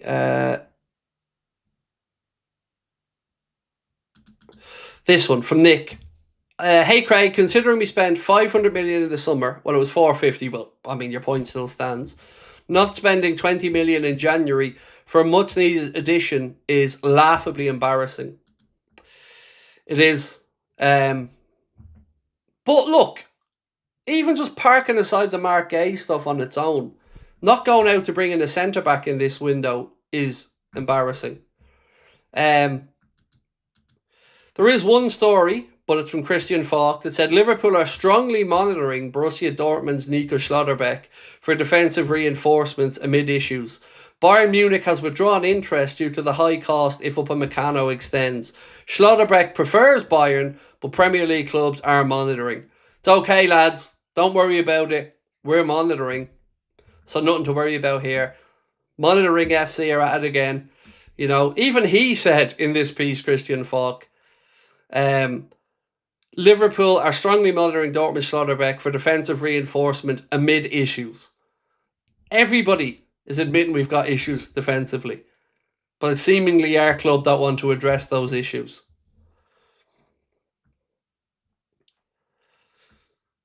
Where are we at? The Ken Hare said, honestly, if Gay gave his word and now wants to join City, then we don't want him. We want players that want to be here and don't consider City. Look, I understand your stance, but a human being can only make the options, or can only choose from the options that are presented and available to them. And Mark Gay had an opportunity to make a decision because Crystal Palace agreed to fee with Manchester City. So on the word thing, you know, I have to try to guess because I'm not in Mark Gay's head on how the situation went. But like I've said, I can easily see a world where his chairman has said to him, this money will allow us to bring in another centre-back. And if it's a move that you're happy to do, it's a move that would benefit the club. Manchester City have also allowed a sell-on clause to be inserted in there as well. So, you know, on that side of it, who knows? You know, because if you're Mark Gay, you could also argue that, why aren't Liverpool coming in for me now? Because we need a centre-back. We know that. So Mark Gay could be sitting there going, well, they wanted me in August. I did my medical. I filmed my goodbye video. And now there's a chance to come get me in January. Because the one question that anybody didn't know the answer to was whether Mark Gay was willing to move mid-season. Well, now you've got your answer. So why didn't we go and bring him in? That's probably what he's asking himself. If they wanted me so much, then why didn't they come in at 20 million? 20 million pound. Seems absurd for me if you look at this as a business company. You risk dropping out of top four and the Revenue Champions League. This is pure gambling. Yep, that's how I see it, mate. But on top of that, we're fans. The business side of this, although we're aware of it as modern fans and the money that comes along with the Champions League and all the other stuff, I don't want us to become Arsenal under Arsene Wenger, where the Champions League becomes a kind of quasi-trophy. Winning the Champions League is where the trophy is. Qualifying for it might fill the coffers for the owners and might help run the club, and fair play. But I'm here to win as a fan. You're here to win. That's the plan. The plan is build on it and create more success. We're shooting ourselves in the foot again. The real Johnny Sins hates said, I don't think you realise how much of a public humiliation and embarrassment this is on our football club. We have let Man City bend us over. Cooks. Well, I've tried to word it a little bit less intensively as yourself, but all I can say to you is, mate, however angry I'm coming across here on stream, this is me being reserved and biting my tongue. Because deep down, and my wife will tell you this, I've been literally in the back garden shouting at the walls. I am apoplectic with rage at this situation, because the manager should have been sacked and they hadn't got the balls to make that decision. Alonso's now available and they still haven't had the balls to sack the manager. Now we need a centre-back and one's been available for 20 million quid who's Premier League proven and we'd already wanted and we didn't go and get him. And yeah, as you've correctly said, mate, we've allowed a rival to come in and strengthen themselves from right under our noses again. It is an absolute piss take. And anyone trying to dress it up as any type of understandable decision, I respectfully disagree with. Wasn't into Semenyo. Gay is good, but going to City shows it's never. Liverpool are nothing for him. I trust the club to sign a good centre-back. Only Slot I'm not sure about anymore.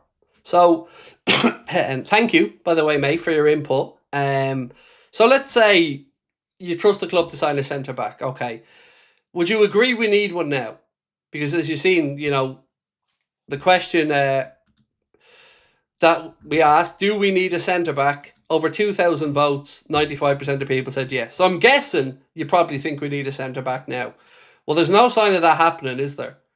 We are now halfway through the window and we've not seen Liverpool try to move for one. But we are short already and the games are coming thick and fast. So the Semenyo thing, I agree with you on. That wasn't the end of the world for me one way or the other, because I can understand if Liverpool have longer term targets. I get that.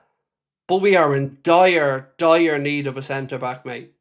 You know, I can understand not bringing in a forward. I can understand us making do what we have. I can understand us waiting to see how the Salah situation goes. I truly can understand all of that. I don't agree with it, but I can understand it. But this centre-back situation was one we tried to address in the summer. And things have gotten worse for us since then. And I'm not just trying to say it's gotten worse on the pitch. I mean, numerically, it's gotten worse. We've an up and down Canade who, again, is inside the final few months of his deal. A 34-year-old captain who's trying his best. And Joe Gomez, who the club know they were willing to sell to AC Milan and ultimately can't stay fit too long anyway. So I still don't see the trust in the club to get a centre-back, because all they're doing is rolling the dice that we can scrape through this season and then do it in the summer. And that's another year, dude. That's another year written off. It's another year of potential trophies. It's another year of fans' money. It's another year of fans' emotions. It's another year of all of our fandom that doesn't seem to matter because the club want to wait. This is what I find the double speak incredible. This club wants to be successful. This club wants to be elite. This club wants to dominate domestically and challenge. That's not the actions that we're showing, though. But I do thank you for the way that you've come in, and, you know, we can disagree respectfully. I'll always try my best. We might not agree on Gay's ability, everybody, but the total point is we need a centre-back. It's a shit show. Love how you speak up, mate. Need 3 in the summer. Thank you. And look, like I said, ultimately, yes, we all agree we do need a centre-back, Sonder, and whether we agree it's, you know, it's Mark Gay or not, we've not seen signs of Liverpool looking to bring in a centre-back in this window. And that's, on top of everything else, truly confusing. You know, we need a DM. So in the summer, best case scenario, we probably need 2 to 3 centre-backs, a defensive midfielder, maybe a forward, and we're not sure after that. There's been so many, like, open goals here for us that we've just missed. And then there's the whole Chiesa situation, like you've said. You know, if we're talking about money and not wanting to pay 300 grand a week to Mark Gay or whatever, we're paying 6 or 7 million quid a year for a player the manager doesn't want, that we paid 12.5 million quid for. We paid a 5 million quid loan fee for Arthur Mello. Like, the club have pissed away money on stupid decisions. And even if the best comes to the best now and Ibrahim Konate signs a new deal, which, by the way, looks very unlikely, but if it does, do you think it's going to be on terms that the club would have been happy with a year ago? No. It'll be on desperation terms now, because we've got none of the power in this situation. The power now solely lies with the player.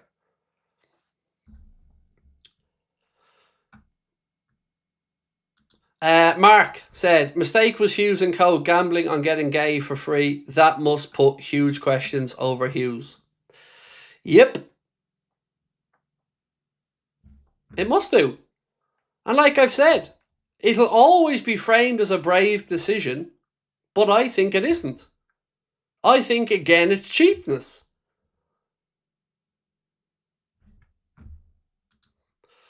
Liverpool won't rival City's offer. Anfield says Ndai Adioka, Ndweke and Leone back from injuries, future centre back of the team. This is the excuse. So, look, we wish the young lads that came in, the guy from Senegal and the guy from Vienna, I wish them all the best in their development, and I hope we do see them into the first team soon. But we know they're 17 years of age, and we know that they're gone into Rob Page's under 21s.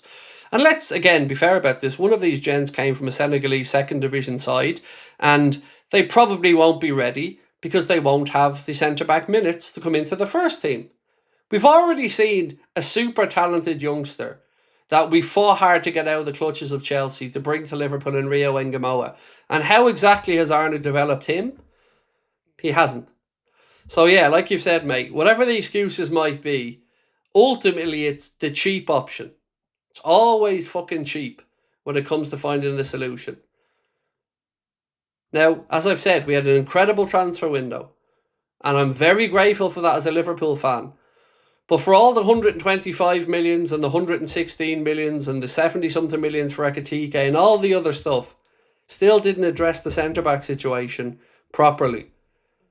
We could have been sitting here now and we could have flogged Canade in the summer and got a few bob for him.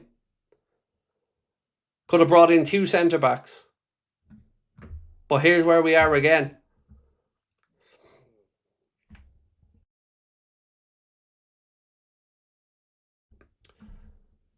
Cal said, people call him Gay a word breaker. Liverpool left him to deadline day and screwed his deal. Then said he's not worth it in January and City made him feel important. Yeah, exactly. Like, Cal, the people who were like trying to pin this on Mark Gay as being a bad dude or breaking his word or whatever, we have to look at it through a few different eyes here. And as you've said there, if we wanted him so much, why didn't we move from in January? Because now we have the answer to the question, would he move mid-season? And the answer is yes. So yeah, word or not, an opportunity came and somebody put money down and Palace said, okay, we'll take the money. And if we really, really wanted him, 20 million quid, we wouldn't have made a move. You're right, man. It's ridiculous. And I don't see pointing the finger of blame at Mark Gay here. The finger of blame lies squarely with Hughes and Edwards. That's where the finger of blame should be pointed in this situation. Don't think Liverpool could beat the whole Caicedo transfer drama. Gay took the crown. All of the best, Craig and family. Yeah, that Moise Caicedo one, that was that one stung.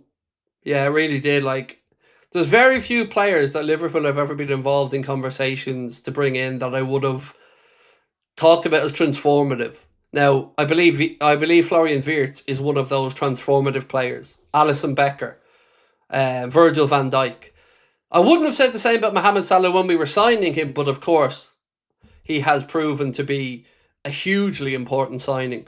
But Caicedo was one of those level of signings that when I'd heard we'd won the bidding process and it looked like he was going to come to us from Brighton, I've never been more confident that we were going to go on and have success, because it was, again, the missing piece in the area where we needed that missing piece. It felt very much like the Virgil van Dijk level of signing where we got the best. The best guy that was out there, we got him. And Caicedo, I know he didn't have a great first season at Chelsea, but now look, he's shown to be an absolute worldie, and that one still stings 100%. Adzer, how are you, bro? And thank you so much, mate, for your 45 months with us as a member as well. How's the form? I think Slot isn't getting back this winter because he's likely out the door in June. I still think we need a centre-back, though. So, on that, right, let's play out this situation for a second. So the manager's not getting back because he's out the door in June. I can understand that, mate. I can see a world where that's possible. But the football club still has to carry on day to day. And remember when we have the conversations around the difference between a head coach and a manager? Well, this is where Richard Hughes is supposed to come in. So the whole idea of a structure that has a sporting director above a head coach is for this exact reason. If a head coach doesn't work out, the theory is that the sporting director sets the footballing philosophy from the underage teams all the way right through to the first team, the way the club are going to play, and has the long-term vision and the pathway to bring the club to where it wants to be. The head coach is a changeable piece. And the reason that's done is to take away the catastrophic effects of a manager who is all-encompassing, like a Sir Alex Ferguson, like a Jurgen Klopp. If they leave, it is a rebuilding process that takes a lot longer. The thought process with the sporting director is that if the head coach doesn't work out, the footballing philosophy of the club remains the same, and the recruitment team can then go out and find another head coach to slot in to a similar system. So when Arne came in, we were told that the data-driven recruitment looked and showed that he was very similar to Jurgen in the style of play, the footballing philosophy, and there wouldn't be a huge interruption to the way that we play versus the likes of a Ruben Amorim or whatnot. Where's that gone? Because we won the league, and this season we're playing a brand of football that we all agree is not easy on the eye and isn't exactly pushing us up the table to where we want to be. So again, all of this comes back to just, even if it is that they don't want to back the manager, that should kind of be irrelevant here, because the next head coach isn't really going to have the same power anyway, because the sporting director is the one that does that, makes the transfer decisions, sets the footballing philosophy, and leaves the head coach the coach. So even at that, I still point the finger at Hughes, because if they know that Arne ain't going to be the guy, well then go and bring in a centre-back.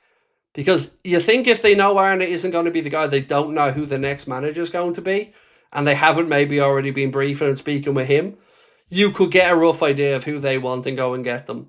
But what we've seen now is a season that's just going to go by, where we have to hope and a wing and a prayer that we don't get more injuries, that we can rediscover form, that individual brilliance can find a way to win us a bit of a trophy. None of it's genius, none of it's clever planning, and again, none of it's, in this particular situation, the transfers down to slot. I will blame Arne for a lot of things, and I will criticise him, and I will say openly that I want him fired. But this one isn't on him for me. This one's on the higher-ups. Zoshi Mudine said, Craig, I think Slot will be gone in the summer. That's why Gay chose City. Maybe, but let's say your scenario's right for a second. Doesn't that make the decision not to sack the manager seem even more stupid now? Because if we all are sitting here having this conversation where hypothetically we know Arne's gone in the summer and maybe Mark A doesn't want to come in because he doesn't know who the next manager is, again, that's an indictment of the decision not to sack Arne now.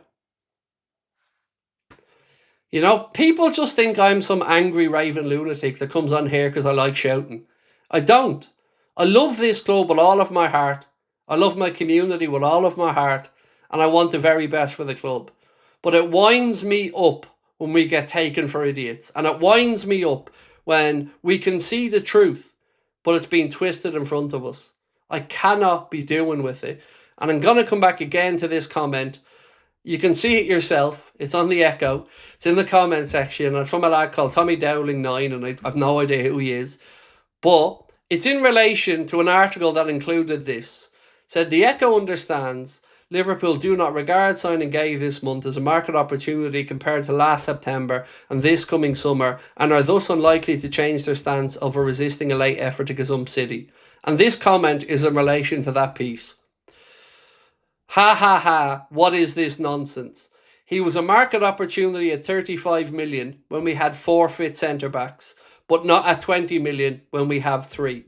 The way this club insults the fans' intelligence is staggering. Even worse than pretending they didn't have to replace Diaz because they didn't want to block the pathway of a child who was never going to play. If I could give that comment a standing ovation, I would. Because that is exactly how I feel. That once again, our intelligence is being laughed at. They think we're idiots and that we can't see through this bullshit.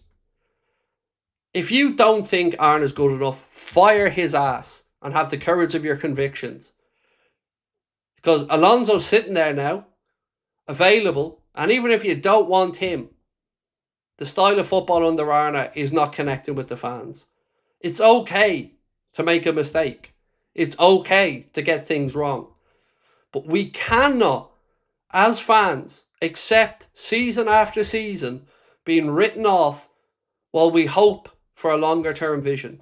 Season after season. It's happened year on year that we have sat on it, not making the decision, not bought the player, and it's never done well for us. It's just not good enough.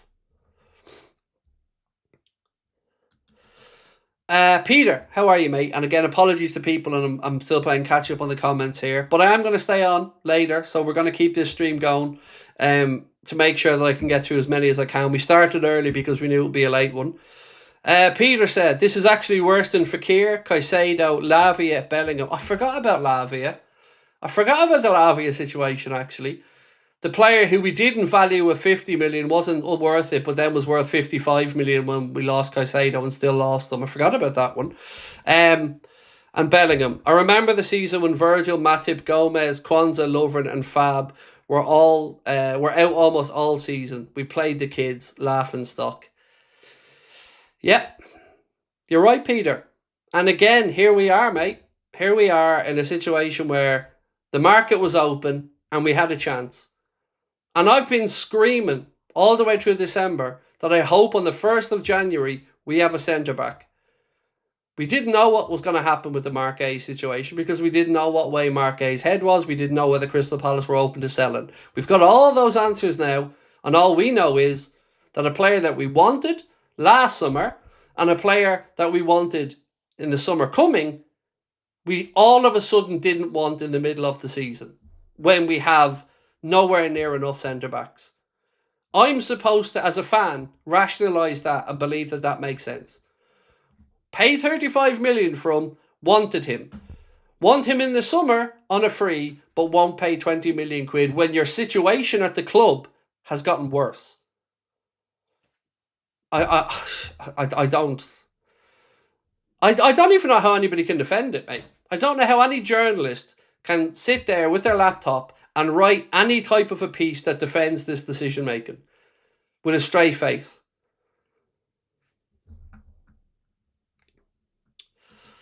I don't understand how we're so cheap and how the excuse for not signing Gay in the summer was paying 40 million for a player who's clearly double that. Like I said, there was a piece from, I can't remember which journalist it was, bear with me. Sorry, I'm going through my notes here. There was a piece from a journalist that said, was it Rob Dorset? Yeah, Rob Dorset at Sky said Manchester City feel like they've signed an £80 million player in Mark A for £20 million plus signing on fees. And that's, again, the big picture. Like, whatever we think about whether what Mark A not on a free, there was a player that is at least worth £60 million available for £20 million, and we didn't do it. And the 300 grand a week figure that's going to be used by so many people to try to justify why we didn't move is a cop-out. Because that doesn't mean that we had to give him 300 grand a week.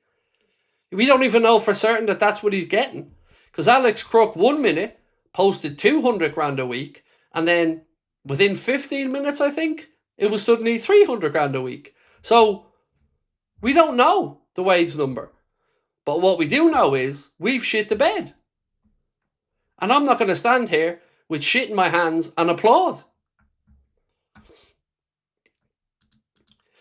Benjamin said the Mark A debacle is interesting. If they wanted him, and I suppose they didn't get him, especially they went after Isak, I think Xavi comes in. Well, look, let's say Xavi comes in. And let's say Xavi wants to play his system. That system requires more centre-backs available at the club. and not less. If you're playing with a back three with centre backs, then you're going to have at least 5 at the club. So, look, I don't think that there is a manager in world football who may come into a job who wouldn't want Mark Gay to be brought in before they arrived. I don't see it. Especially at the time. Like, who'd say no to that? If you rang up Manchester United now and said, do you think Mark Gay is worth 20 million quid? Would you have him in your squad? They're going to say yes. Chelsea would say yes. Liverpool would say yes. No, we wouldn't actually. Because we want them for free. Because we're cheap. It all just doesn't stack up.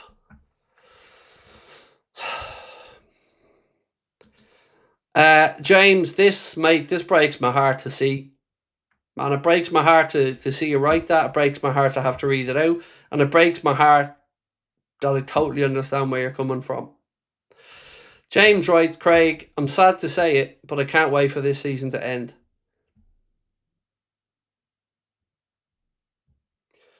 How sad is that, bro?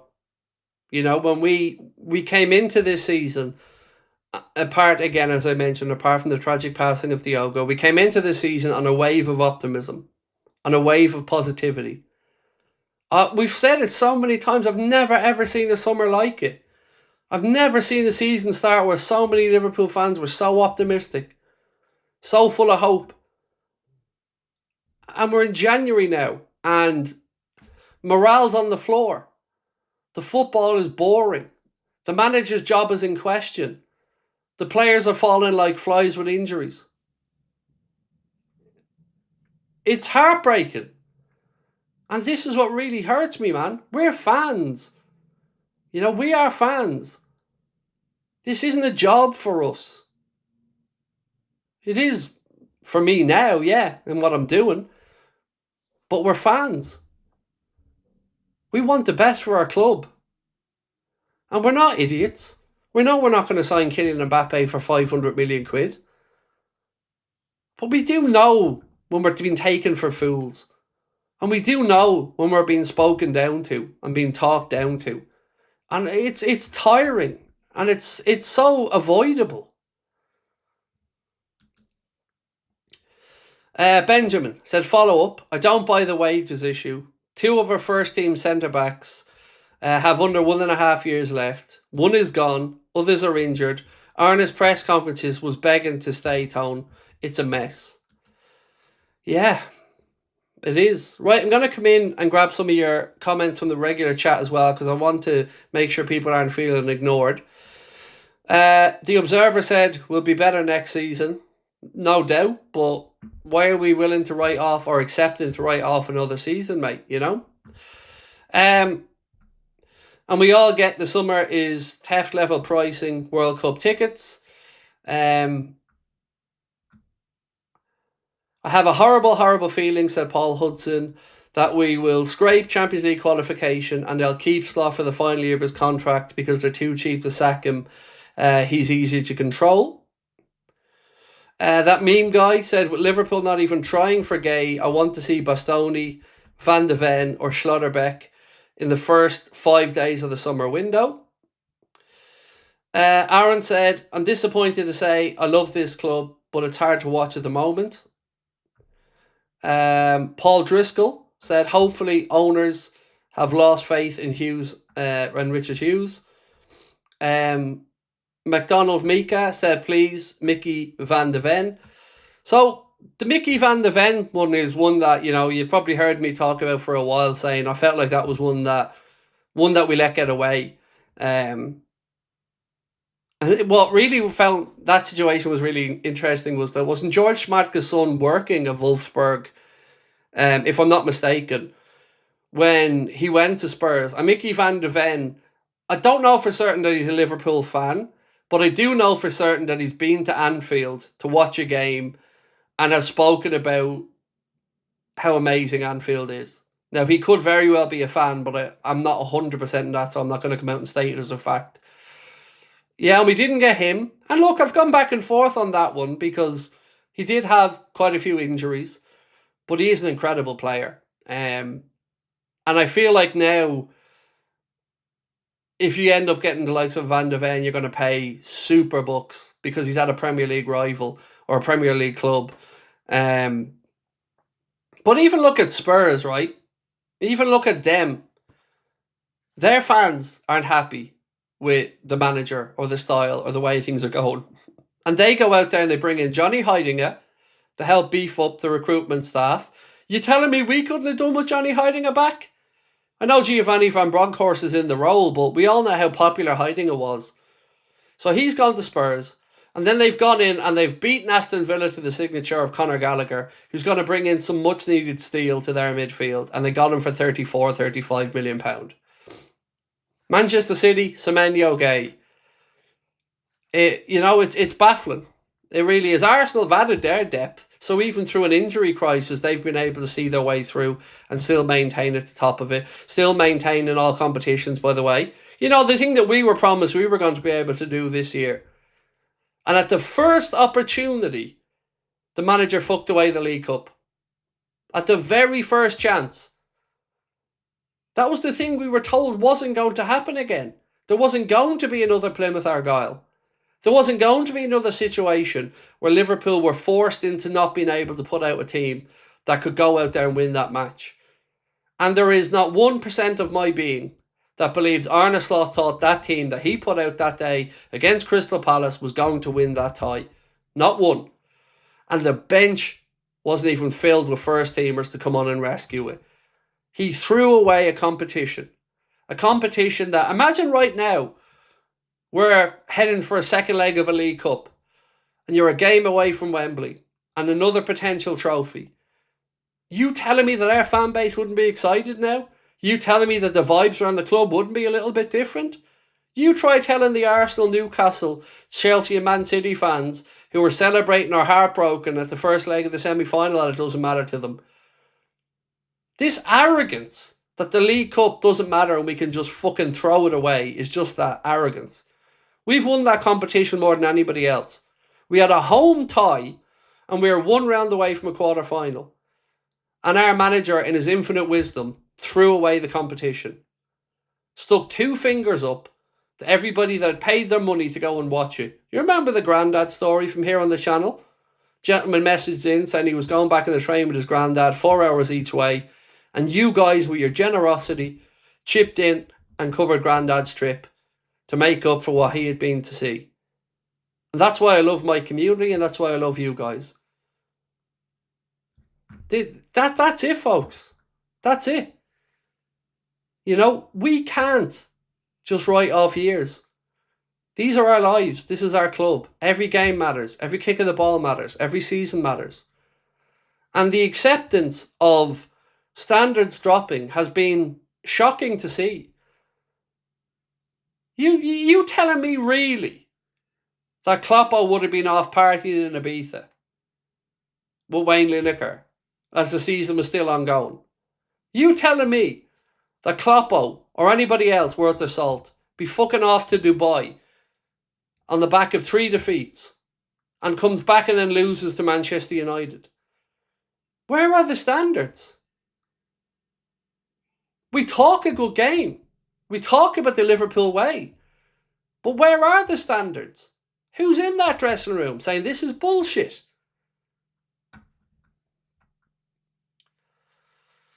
We need centre-backs. Doesn't Xabi run a back three anyways? Yes. So you're going to need more centre-backs.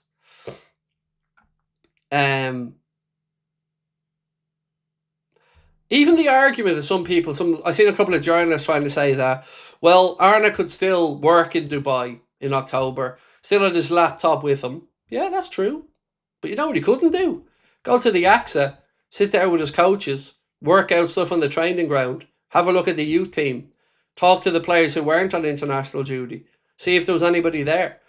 Remember the story that Ben Bochak broke at Anfield Watch that said they put together a showcase of young talent?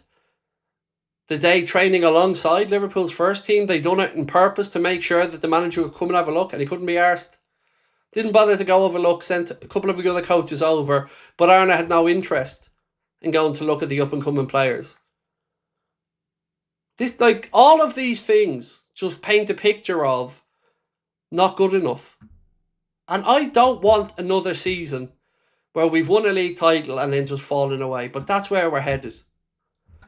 And every chance we have to save it, every chance we have to try to correct the ship, they don't want to do it. And it's going to be painted as a bold, brave decision.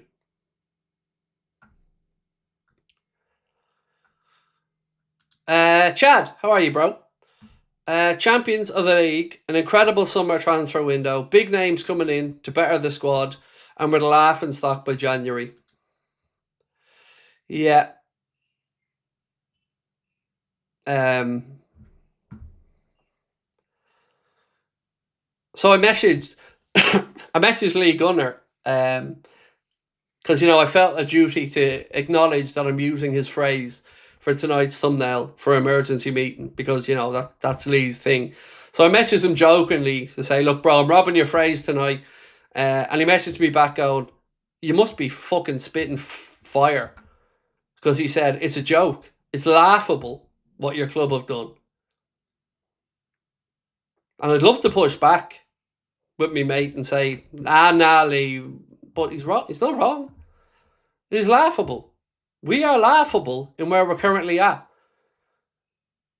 We've got a manager who everybody knows plays boring football and nobody's liking, and apparently we're going to be stuck with him till the summer just cause. Fuck me.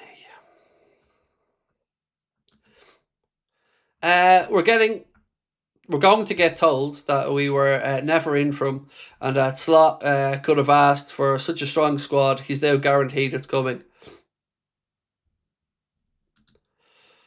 I don't know. We know we're in from in the summer, and now here we are, and we're not in from, and he's going to Man City.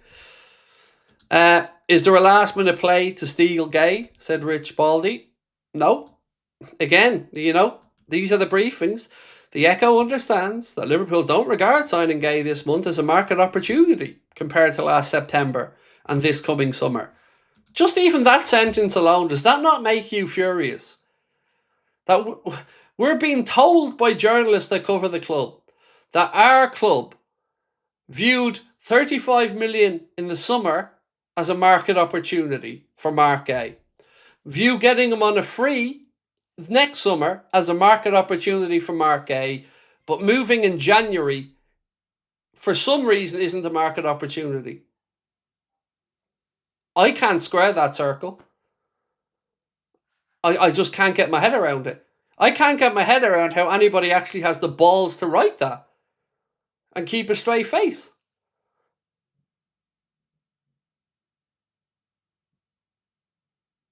Anyone? Anybody going to come back on that one for my sanity? Because I really don't get it. Want them in the summer, market opportunity, higher fee. Want them for free in the summer, big signing on fee, big wages, market opportunity. Available when we're up shit creek with centre-backs for 20 million quid, not viewed as a market opportunity.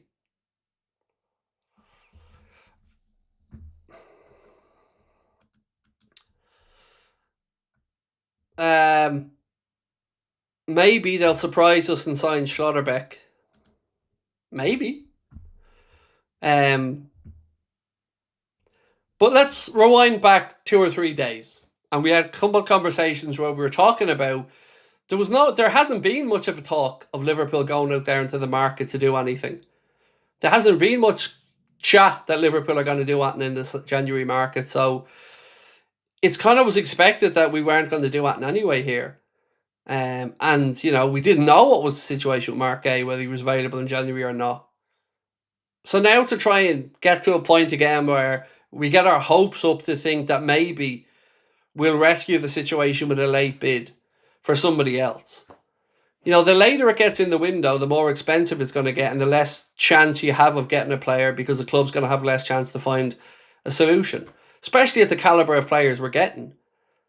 Like, there's been 2 very clear market opportunities in the Premier League in January.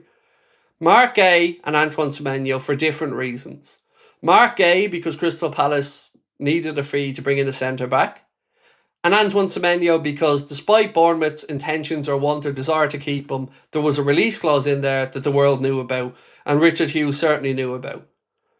So there's been two very clear opportunities, and we've passed up on both.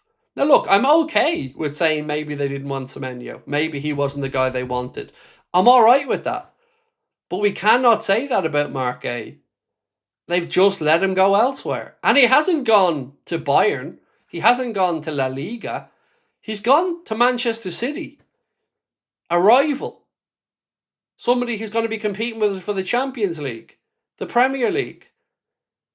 So we've sat back and watched a rival strengthen twice, and we've done nothing. Yeah. Paddy Wacker said, you done a poll on whether you think we'll make a signing in this window, and if I remember correctly, the majority said no.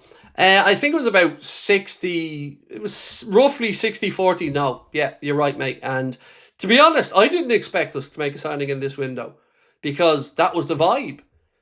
But I didn't think Mark A was going to come up for 20 million quid. Because the other day, remember that there was, I know I could go back through my notes and find the articles, but the other day there was talk that Palace wanted upwards of 35 million. Like that was the narrative being pushed by journalists. I'm going to find a couple of the articles now just so, you know, I'm showing that I'm not just talking shit. So, here's one from TalkSport. It said, Manchester City are preparing to make an offer for Crystal Palace and England centre-back Mark Gay before the end of the January transfer window, but are unlikely to meet Palace's asking price of above £35 million. So that was one piece. Then we had Fabrizio Romano say Liverpool are really pushing for Mark Gay, and although Man City are prepared to go strong for the defender this month, the players' plan has always been to move in the summer on a free. So, are we just to believe that the journalists don't have a fucking clue at this point? Because, you know, 35 million upwards was the fee, yet they got him for 20 million. The plan was for Mark A only wants to move in the summer, according to Romano. Yeah, here he is going to Manchester City in January for 20 million quid. Yeah.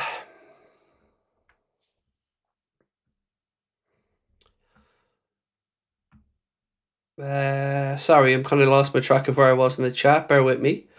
Itachi said there has been something going on behind closed doors. In no world will we have let City get Gay that easy.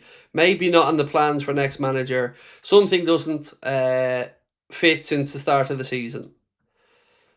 And I'm absolutely okay with the idea of the next manager not wanting a specific player.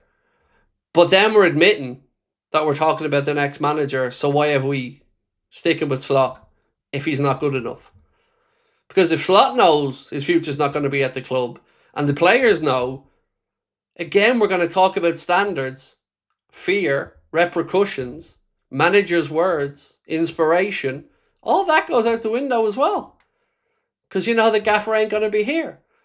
So again, I'm going to come back and say, why haven't we fired him? Fire him and bring in somebody else. I can totally see a world where a player isn't sure on a club because they don't know the future and the direction of the club.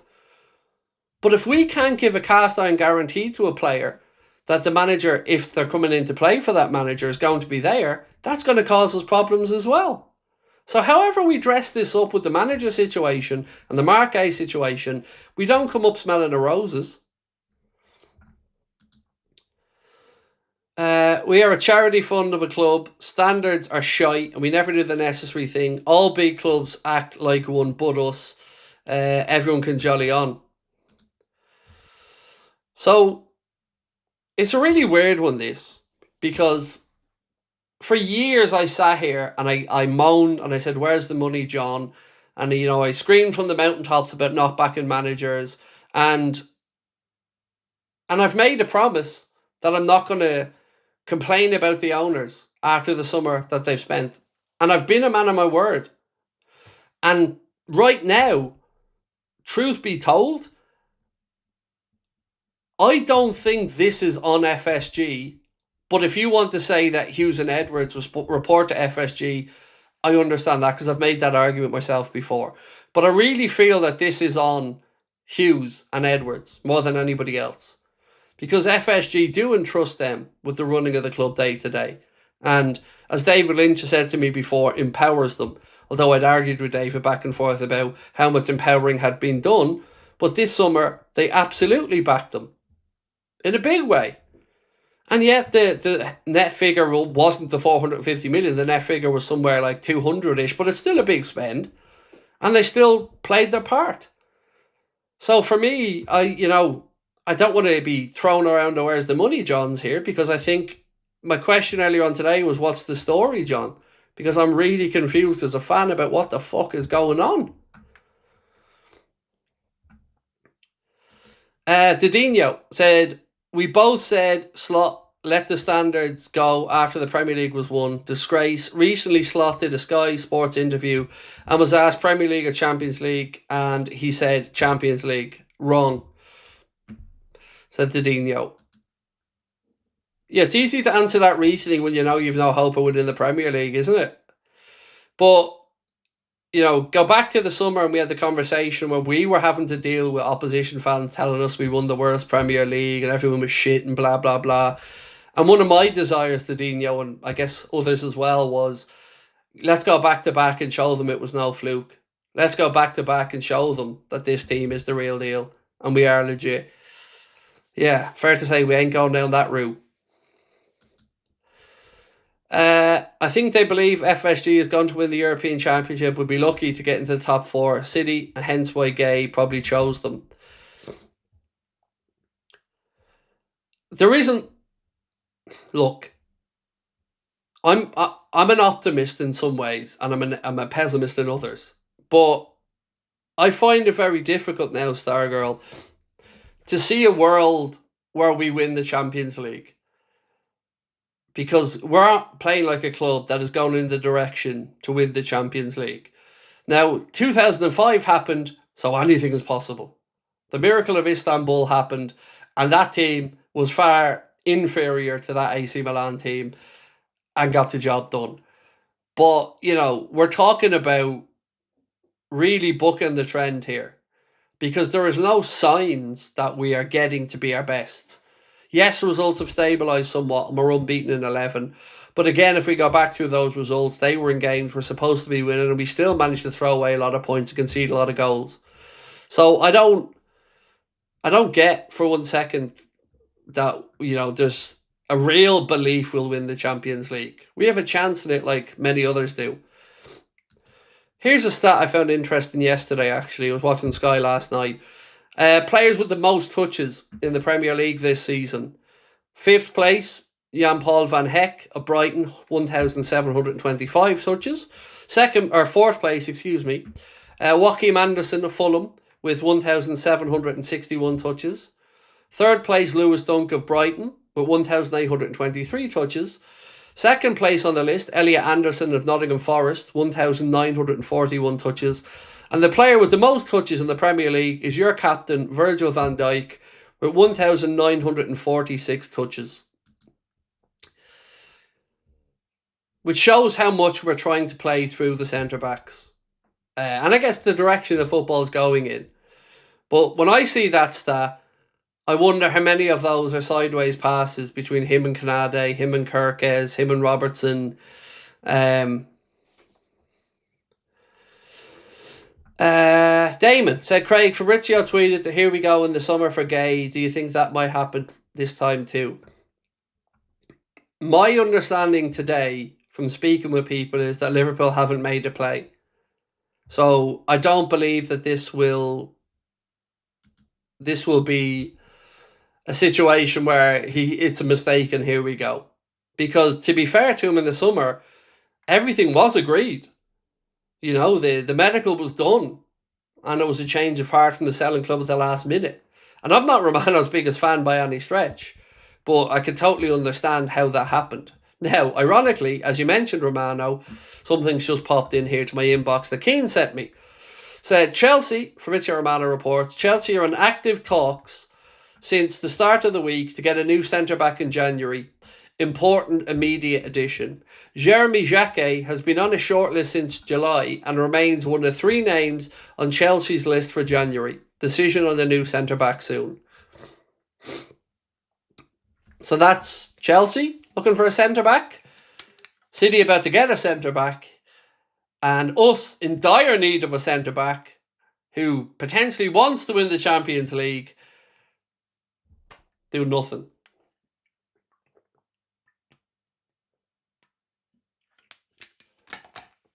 That's mad. Slaven said, if Gay wanted City over Liverpool, good luck to him. We don't want players that don't want us. Mate, can we please stop that narrative? Because I find that incredibly disrespectful to Mark Gay. Because Mark Gay was presented an option. He didn't wake up and go, I want City over Liverpool. What happened was, City came knocking on Palace's door. They came to an agreement on a fee. Steve Parish would have spoke to Mark Gay and said, look, mate, there's an offer on the table for Manchester City. It's an offer that would allow us to have a bit of a sell-on clause for when if you move again in the future, and would allow us to go out now and bring in a centre-back while there's still time in the market. And he was then presented with the opportunity, do you want to talk to them to see if this is possible? And said yes. So if we really want to say that Gay has fucked us over, there's an equal and fair question to say, if we really wanted him, why weren't we willing to put 20 million quid down on the table? So can we please not play the game where we cover for the failings of our club by pointing the finger at Mark Gay? A player can only make a decision based on the options available to them, and in January, we weren't an option. I've got to blow my nose, 1 second.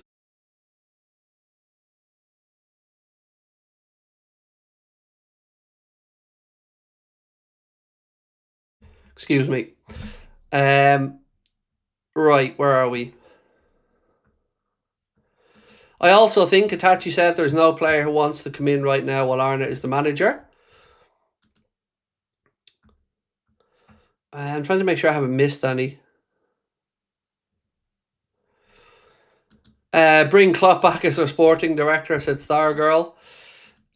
There's no way I can see him and Edwards working together. No, it seems like there was a butting of heads behind the scenes there. Now look, ladies and gentlemen, just a little quick reminder as well that you can come and join us for our next predictions game on Big Up. We are playing Burnley tomorrow, and the predictions game for that is open. You've got the answers. It's either yes or no. Predictions on Big Up is a sweepstakes game, where you can answer from a selection of yes or no match questions, and there's even a free-to-play option available.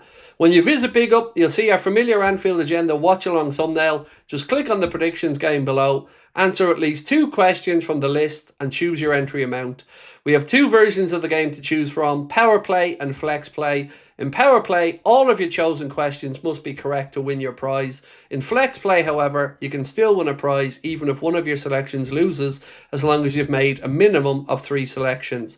To come over and play our predictions game, scan the QR code on the screen, download the Big Up iOS app, or visit bigup.com, and as a thank you, when you join Big Up and enter your first predictions game, you'll receive 500 big bucks.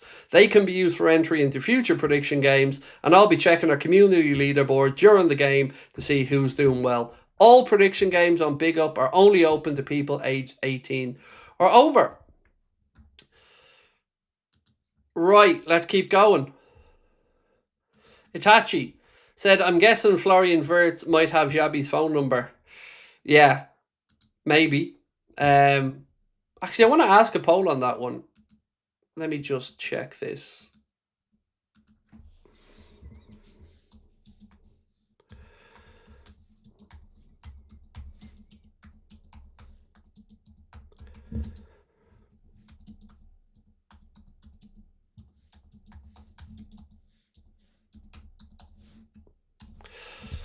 So, do you think Slot will be fired by the summer? Because, again, a lot of people starting to talk about the Alonso stuff and situations like that.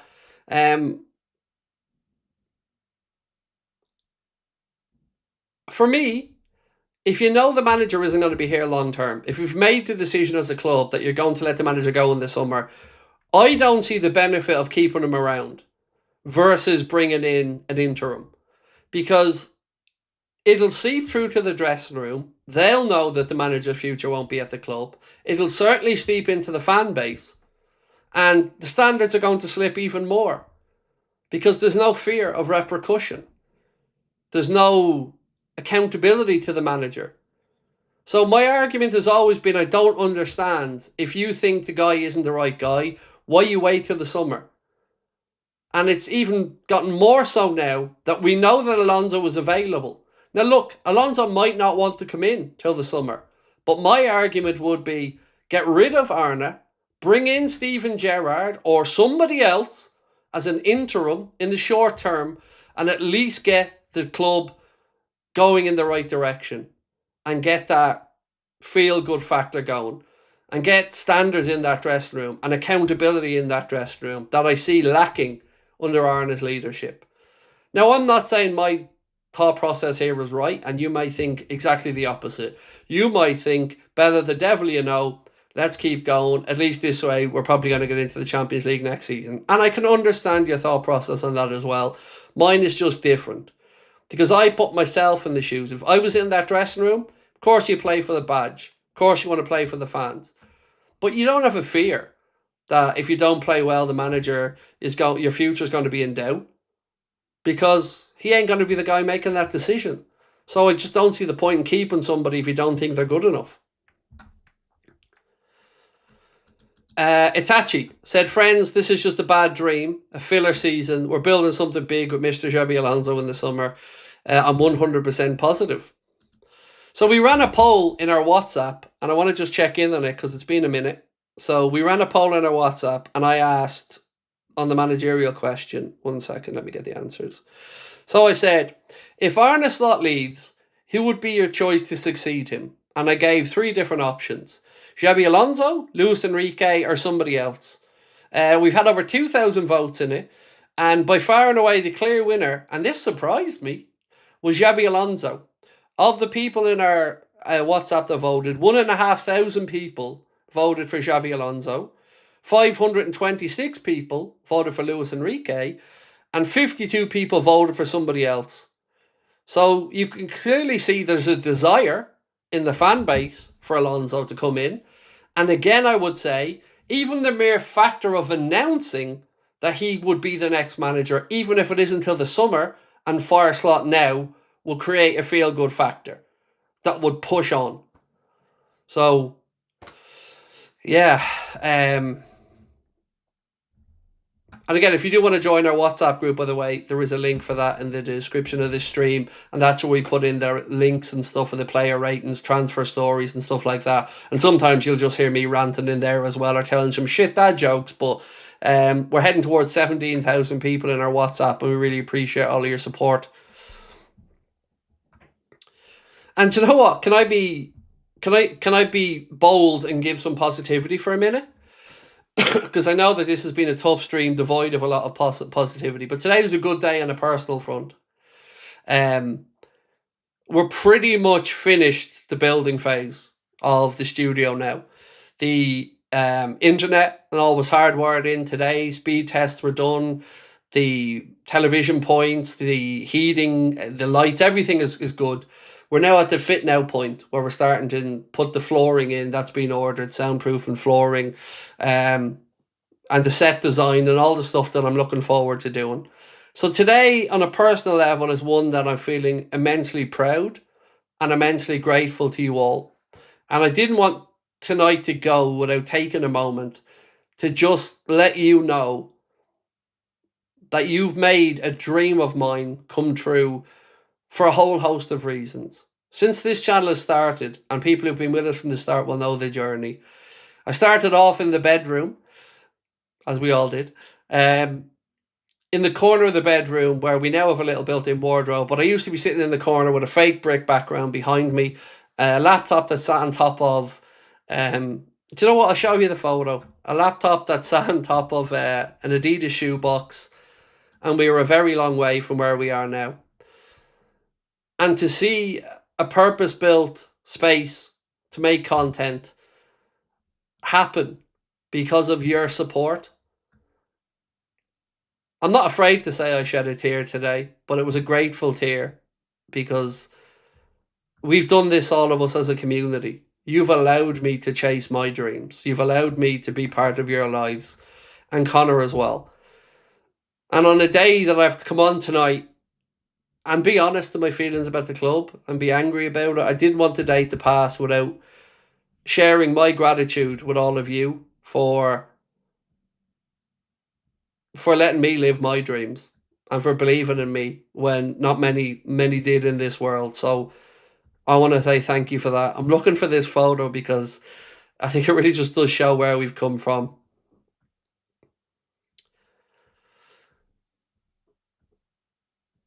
Where are you? Here we are. So here's the photo.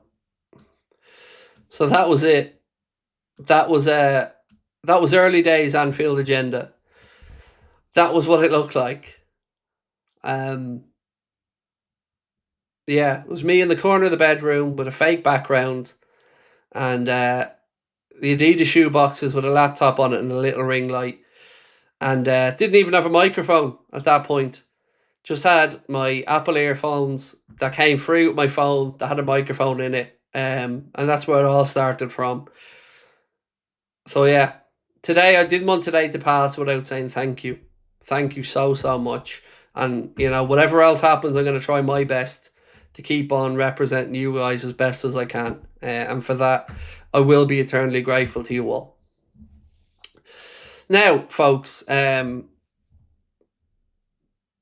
sorry, it gets a bit emotional on these moments. It really does. Because, yes, it's been a crazy 8 years to get here.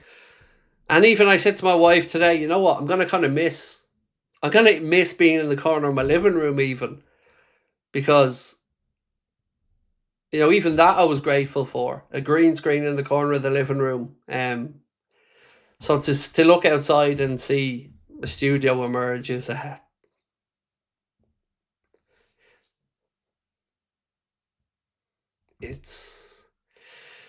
it's incredible. Thank you. Aaron said, managed to get tickets for the Wolves game. Dream come true. Fans can't write off a season. It's so unfair.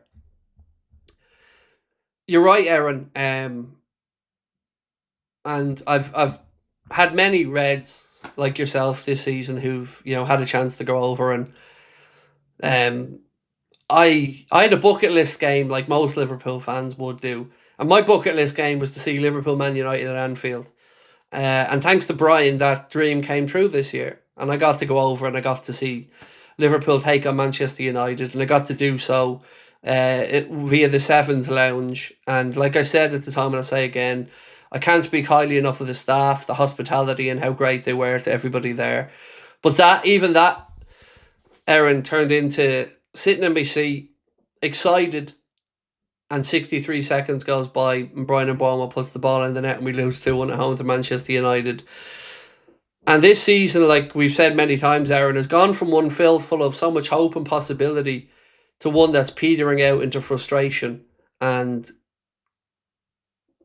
it feels avoidable to some extent. Can't wait for Alonso's passion on the sidelines. I wonder where his stock would be in that regard, you know. He does show some. I remember watching some of his games at Leverkusen and a few of the ones at Madrid. And he certainly does show a bit more expression than Arna. But ultimately, I can't get away from this post from Aaron. You know, getting tickets to the Wolves game, dream come true. And that dream for you is now one that you're not even feeling like you are capable of enjoying to the fullest because of the way our club is. Yeah. And you're not alone, Aaron. You know, I've had many people reach out to me who said, look, I was lucky enough to bring the kids to a game for the first time, or my dad brought me to a game for the first time, or my granddad came to a game. Loads of stories. You always get them every season. Beautiful stories of Liverpool fans from around the world coming and, you know, making the pilgrimage to Anfield. We're hoping their hearts, as the song would say. And yeah, I can't believe we're here in January after what an incredible few months we had in the market and stuff. It's a real sense of frustration about like how the fuck are we still here, like. Itachi said it's not the Liverpool way. Alonso combines vision and fire. Danny said no Champions League, no world-class centre-back in the summer. Look, for what it's worth, and by the way, if you can, folks, small favour, please do hit that like button for me. If we can get it up to 1,000 likes, that would be incredible, and thank you so much for joining us. It's been a long night so far. I'm going to start winding it down in the next few minutes, but a reminder, we'll be live from 1:45 tomorrow for the watch-along of the Burnley game, and we'll also have our predictions game on Big Up as well, so don't forget to come over and join us on there by scanning that QR code as long as you're age 18 or over.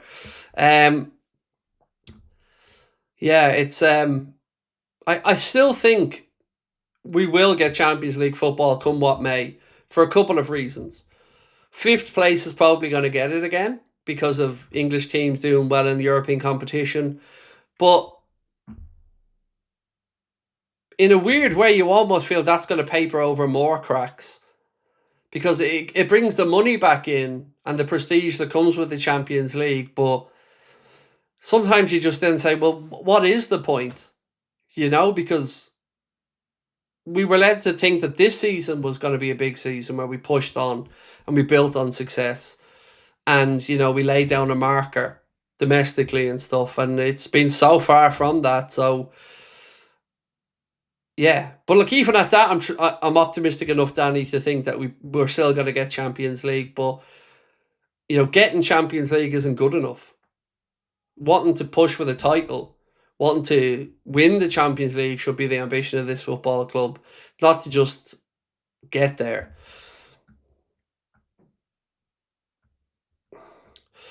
That photo, what's that muck on your top lip? I don't know, but it's definitely not facial hair properly, is it? I don't know, let's have a look. What was it? On my top lip? Let me have a look in. So I don't know, mate. Was it trying to grow a tash or something? I don't know. But we both know I've got no facial hair, so... Aaron said, compensation a factor in waiting to sack Slot, in my opinion. God, how miserable is that? Jesus, I mean, because we're talking about, I think there was somebody did a piece that said they reckon it would cost about 10 million to sack Arna. Jesus, if you're letting a football club valued at about 4.5 billion quid be dictated over the fear of having to cough up 10 million quid to get rid of a manager, that's an even more worrying situation.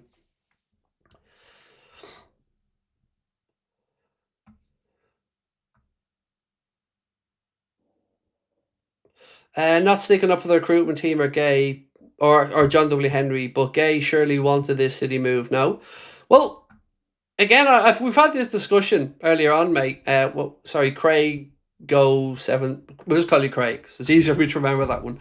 And we had this discussion earlier on, and what we do know is Gay was presented the option of Manchester City, and Liverpool wasn't an option presented to him this month. And think of it this way. Your Mark Gay and your chairman, Steve Parish, comes to you and says, look, there's an offer on the table for Manchester City that will see us be able to go out there and bring in another centre-back and has a sell-on clause in there for us. And, you know, it's up to you if you want to talk to Manchester City, hear what they have to say. But from a club position, it's a deal that we think would work for us. That's what we know has happened. And Mark A has then obviously made that decision and looks like he's going to Manchester City. We never gave him the opportunity in January to come to Liverpool. And we also have to remember that there's been so much written over the past few months since we missed out in the summer to say that we want him, but we only want him on a free. Now, if you're anybody in life, you're not going to feel super valued. Because I remember talking about the Trent situation and saying, If you're Trent and Madrid only wants you on a free, what does that say? What does that say about how much they really give a shit? Like, how much they really want you? And Liverpool could have gotten him for 20 million quid and didn't do it. So from his perspective, how much did we really want him? So, you know, we've got to be fair to him as well. He can only choose from the options available to him.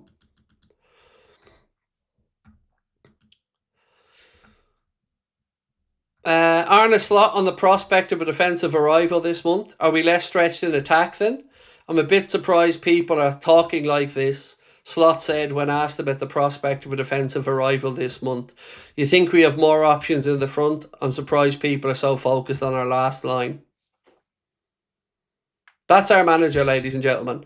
Surprised that people are asking about a defensive reinforcement. Surprised that we have 2 fit centre-backs, a Joe Gomez that's injury-prone as another option to cover right-back and centre-back. But yet this man is surprised that Liverpool aren't crying for more attackers. Because apparently the 200 million quid with the strikers he was given in the summer and the pathway he didn't want to block for Rio Ngamoa and others, you know, we should be crying for attackers. Even though he's leaving Mo Salah on the bench and playing Cody Gakpo. This lad is a fucking spoofer. And whatever he says, it just angers me more and more. Why can't we have all of it, Arna? Why can't we have an attacker and a defender? You've just seen what Manchester City have done. Manchester City have gone out there and brought in both of them in positions they needed in January. Needed an attacker, done. Needed a defender, done.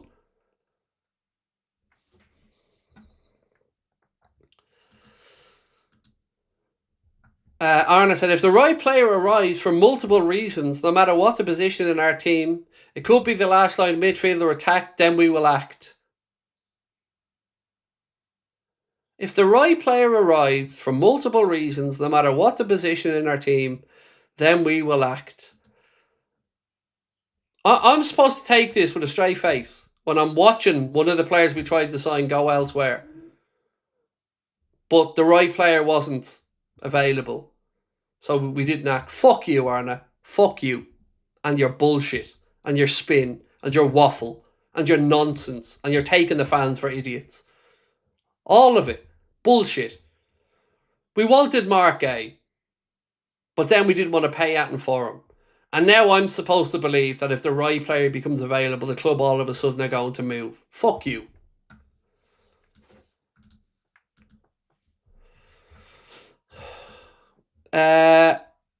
Arne Slot said, we'll not move unless it's an opportunity or a chance in the market, but I think we've shown in this window or in the summer how we act.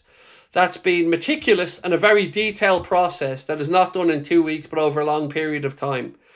So which one is it?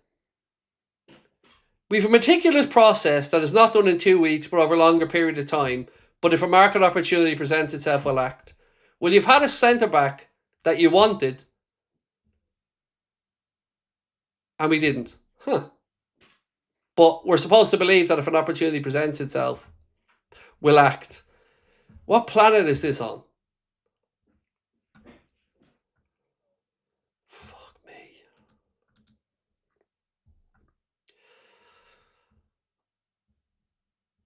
I mean, I don't even know anymore what to say. He just comes out and talks one lot of bollocks after another. And we're all supposed to sit here and try to make sense of it?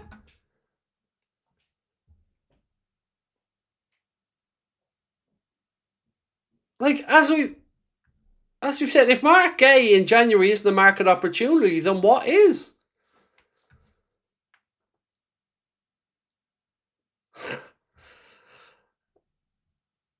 It's just one contradiction after another with him. It's just, I don't know anymore. Do you think he's seen the issue with manager and the players leaving and said City seems more solid team for next season? Well, honestly, I don't know how anybody in good conscience can go to City with any confidence, regardless of Mark Gay or Liverpool or not. And I've said this for ages now. Like, if you're an agent can you look your client in the eye and say that Manchester City might not be in trouble, might not be fined, relegated, docked points, kicked out of qualifying for Europe or anything like that? Can you say categorically to your client that that's not going to happen?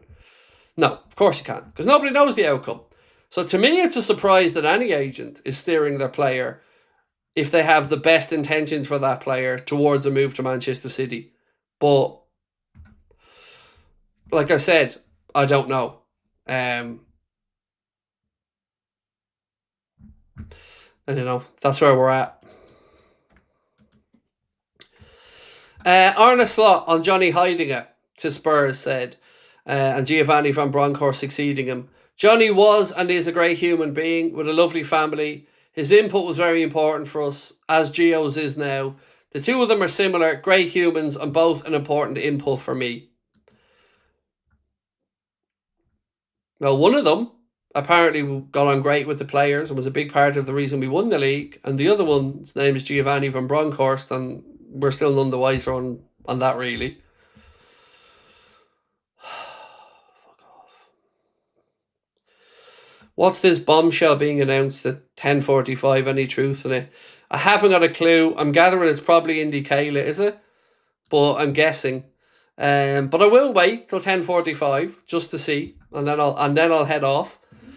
So if you can, folks, do hit that like button for me. We're 100 away from getting to 1,000, so thank you for sticking with us. Arna on the possibility of players leaving in this window said, I think this club has always shown. Does he have that tattooed in his brain? This club has always shown. Because he said this club has always shown that the League Cup is about young players, but forgets the part about having the other players on the bench there to complement and bring in. But he said, I think this club has always shown, similar to bringing players in, that we never say no. This club has always shown that if another club makes the right offer, and we think it's the right offer and a good offer, and I don't include only me, I include the sporting directors and our owners, then we'll make a decision we all agree on. But at this moment in time, we're working with the players we have, so that is something you know how this club works too. So is that a yes or a no? So everyone's for sale at the right price is what he said there basically to me. So we sold Luis Diaz and didn't replace him, and you won't give the kid that. You don't want to block the pathway through minutes, but we're supposed to believe that. You wanted Mark Gay in the summer, and you wanted him for free next summer, but in January when he's available, you didn't want them. Remember Lenny Yoro? Do you remember that fiasco? Where the only problem, according to multiple journalists, was that Lenny Yoro was intent on a move to Real Madrid. But if that move fell through, Liverpool were going to act. Madrid backed off, and what happened? He went to Manchester United because all of a sudden Liverpool didn't want to be involved with the numbers in the deal. Again, people talk to us fans like we're idiots and think we're going to swallow it.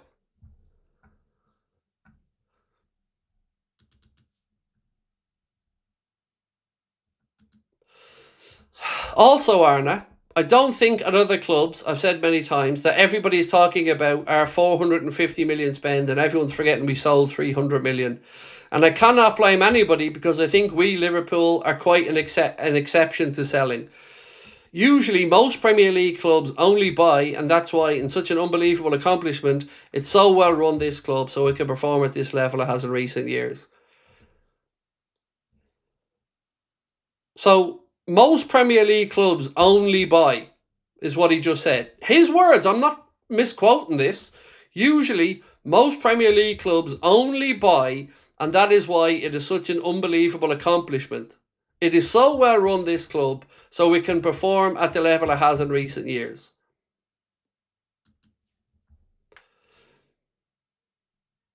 What? Just seriously, what? Like,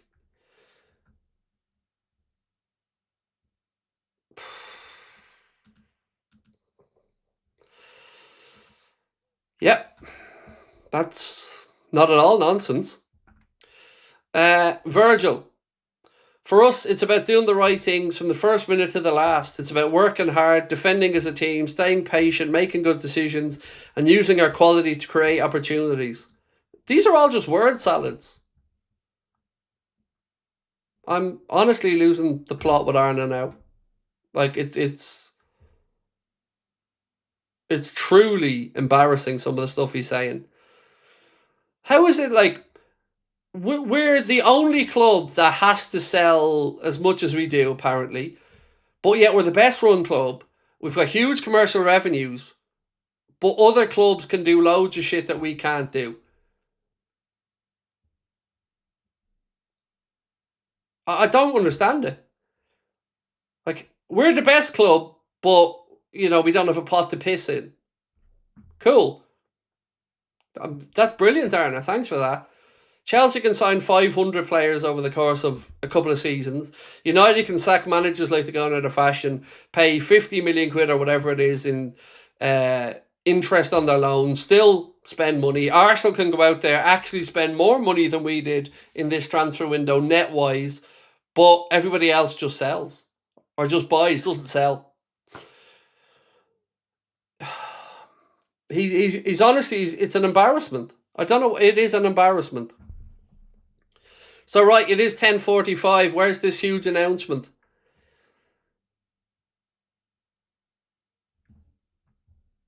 So, anybody got this huge bombshell at 10:45 that we're expecting from, I don't know who or where or what or why?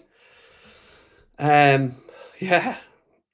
By the way, there, I'll leave those on the screen for you. These are my big up prediction picks for the Burnley game tomorrow. So, if you think you can do better, have a go. Scan the QR code in the bottom corner. Remember, it is over 18 years or 18 years or over in order to take part. But they are my predictions there on the screen. And as you can see, we have gone for power play this week, meaning we got to get them all right to win our prize. I'm still waiting to see if this huge 10:45 bombshell drops.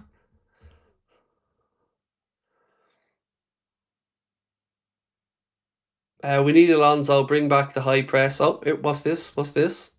Let's see. What's this one? Oh, it's just more waffle from Arna. We cannot and will not ignore those areas of our performance that we need to improve. Key to this is finding ways to ensure that the amount of possession we have is matched by the number of chances we're able to create. I have an idea, Arna. How about not shooting 25 times a game and only 7 of them being on target? Might that be an idea? How about not telling every team we play against that if they play with a low block, we're fucked? How about that? That'd work for me.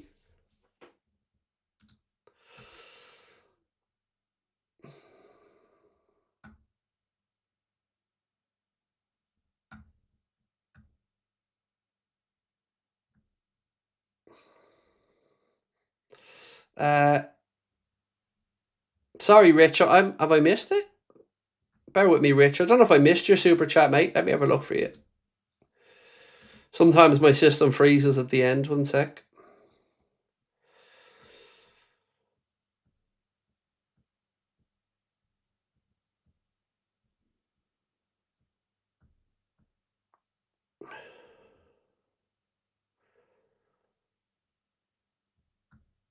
Yeah, I think I've gone through them all, mate.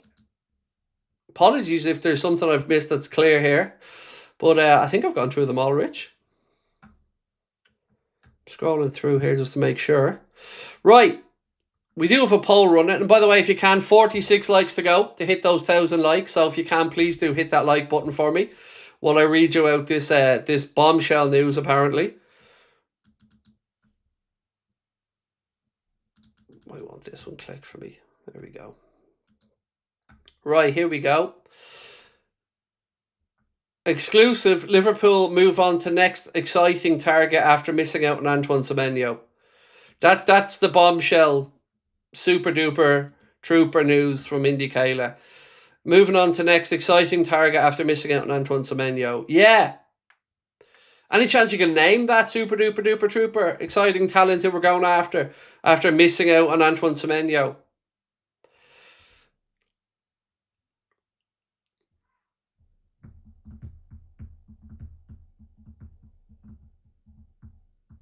few people are saying Yildiz. I love Yildiz. He's a great player. Yeah, I'd be more than happy with Keenan Yildiz. He's a brilliant footballer and one that I would rate very highly. And maybe you could include something in there in the potential deal, I don't know, going the other way. Right, so let me read this out for you. Right, this is going to take me a minute, so bear with me. I'm going to read this out. It said, our Anfield insiders dropped a late Friday bombshell that should cause ripples throughout the soccer world. So we can already tell where this person's part of the world is from if we're talking about it being the soccer world. A concern of one of the hottest and most coveted talents on the continent, Keenan Yildiz. The Juventus attacking midfielder is only 20 years but occupies a critical role for the Bianconeri after making his first team breakthrough in the 23-24 season. Born in Germany, Yildiz is a true multicultural child of the EU, joining the Bayern Munich Academy at 7 years of age. He steadily worked his way up to the ranks and as a team became a mainstay in Bayern's teams, eventually earning the captain's armband for the under-19 side. The 2021 season, Yildiz scored 6 goals and contributed 8 assists over 20 matches. Surprisingly, Bayern let the young man's contract expire and Juventus were swift to move in and grab him. After a few matches with their under-19 squad, he was called up to the next-gen Juve's reserve team in 2023 when he turned just 18 and graduated to the first team, where he's remained a feature ever since. Yildiz attracted international attention during the FIFA Club World Cup, where he made 3 starts, played 251 minutes and scored 3 times while also notching 1 assist. His 33.3% goal conversion rate was the 5th highest of that tournament for players with more than 240 minutes on the pitch. Pundits excitedly speculated on where the bright young talent might end up. Now we know that Liverpool is one of those interested parties. The Chiesa angle? Discussions between the Reds and Juve have been happening around Federico Chiesa, whom the Italians desperately want on loan to help bolster their attack. Liverpool are reluctant, impressed with Chiesa's versatility and effort despite him getting limited minutes. There's some more double talk there, by the way. Chiesa himself is rumoured to want more playing time and will be open. Liverpool have currently craftily inserted Yildiz name into these talks and have been proactively working on a deal for the Turkish international. Sources indicate Anfield are ready to sign and would even wait until the summer. Such is their level of interest. So yeah, there you go. There's a little thing there to just keep us all quiet until the summer when it doesn't happen. So let me put that one in the I'll believe it when I see it category. And also, genuinely, none of that gets us a centre-back. So Keenan Yildiz or not, that's not a centre-back, and that's what we need right now. So look, ladies and gentlemen, again, thank you so much for coming in and joining me tonight. You guys have been awesome, and I appreciate your support immensely. We asked, do you think Slot will be fired by the summer? And 81% said yes, 19% saying no. And there was one more membership comment just come in that I want to get to before we finish up. Mark, thank you for being a member with us, mate, for 4 months. Said, not paying 20 million will cost 50 million on an inferior player. Yep. As well as agents' fees, wages, and all the other stuff, mate. Look, 1:45 tomorrow, we'll be live for the watch-along of the Burnley game. Again, thank you to our sponsors. Big up. Don't forget to come across and join us for a predictions game if you are age 18 or over. Scan the QR code in the bottom corner of the screen and that will bring you across. Oh, another comment has come in just before I finish up. Martin Lawrence said, in my opinion, between them, Slot, Hughes have wrecked this season. Hope both are fired by the end of the season at the latest. And thank you, sir, for your input. And thank you all for your input tonight, folks. It's been an emotional one. It's been a frustrating one. But again, it's one that we stick together. And I appreciate your support. We'll see you tomorrow for the game. We're fingers crossed we can get 3 points.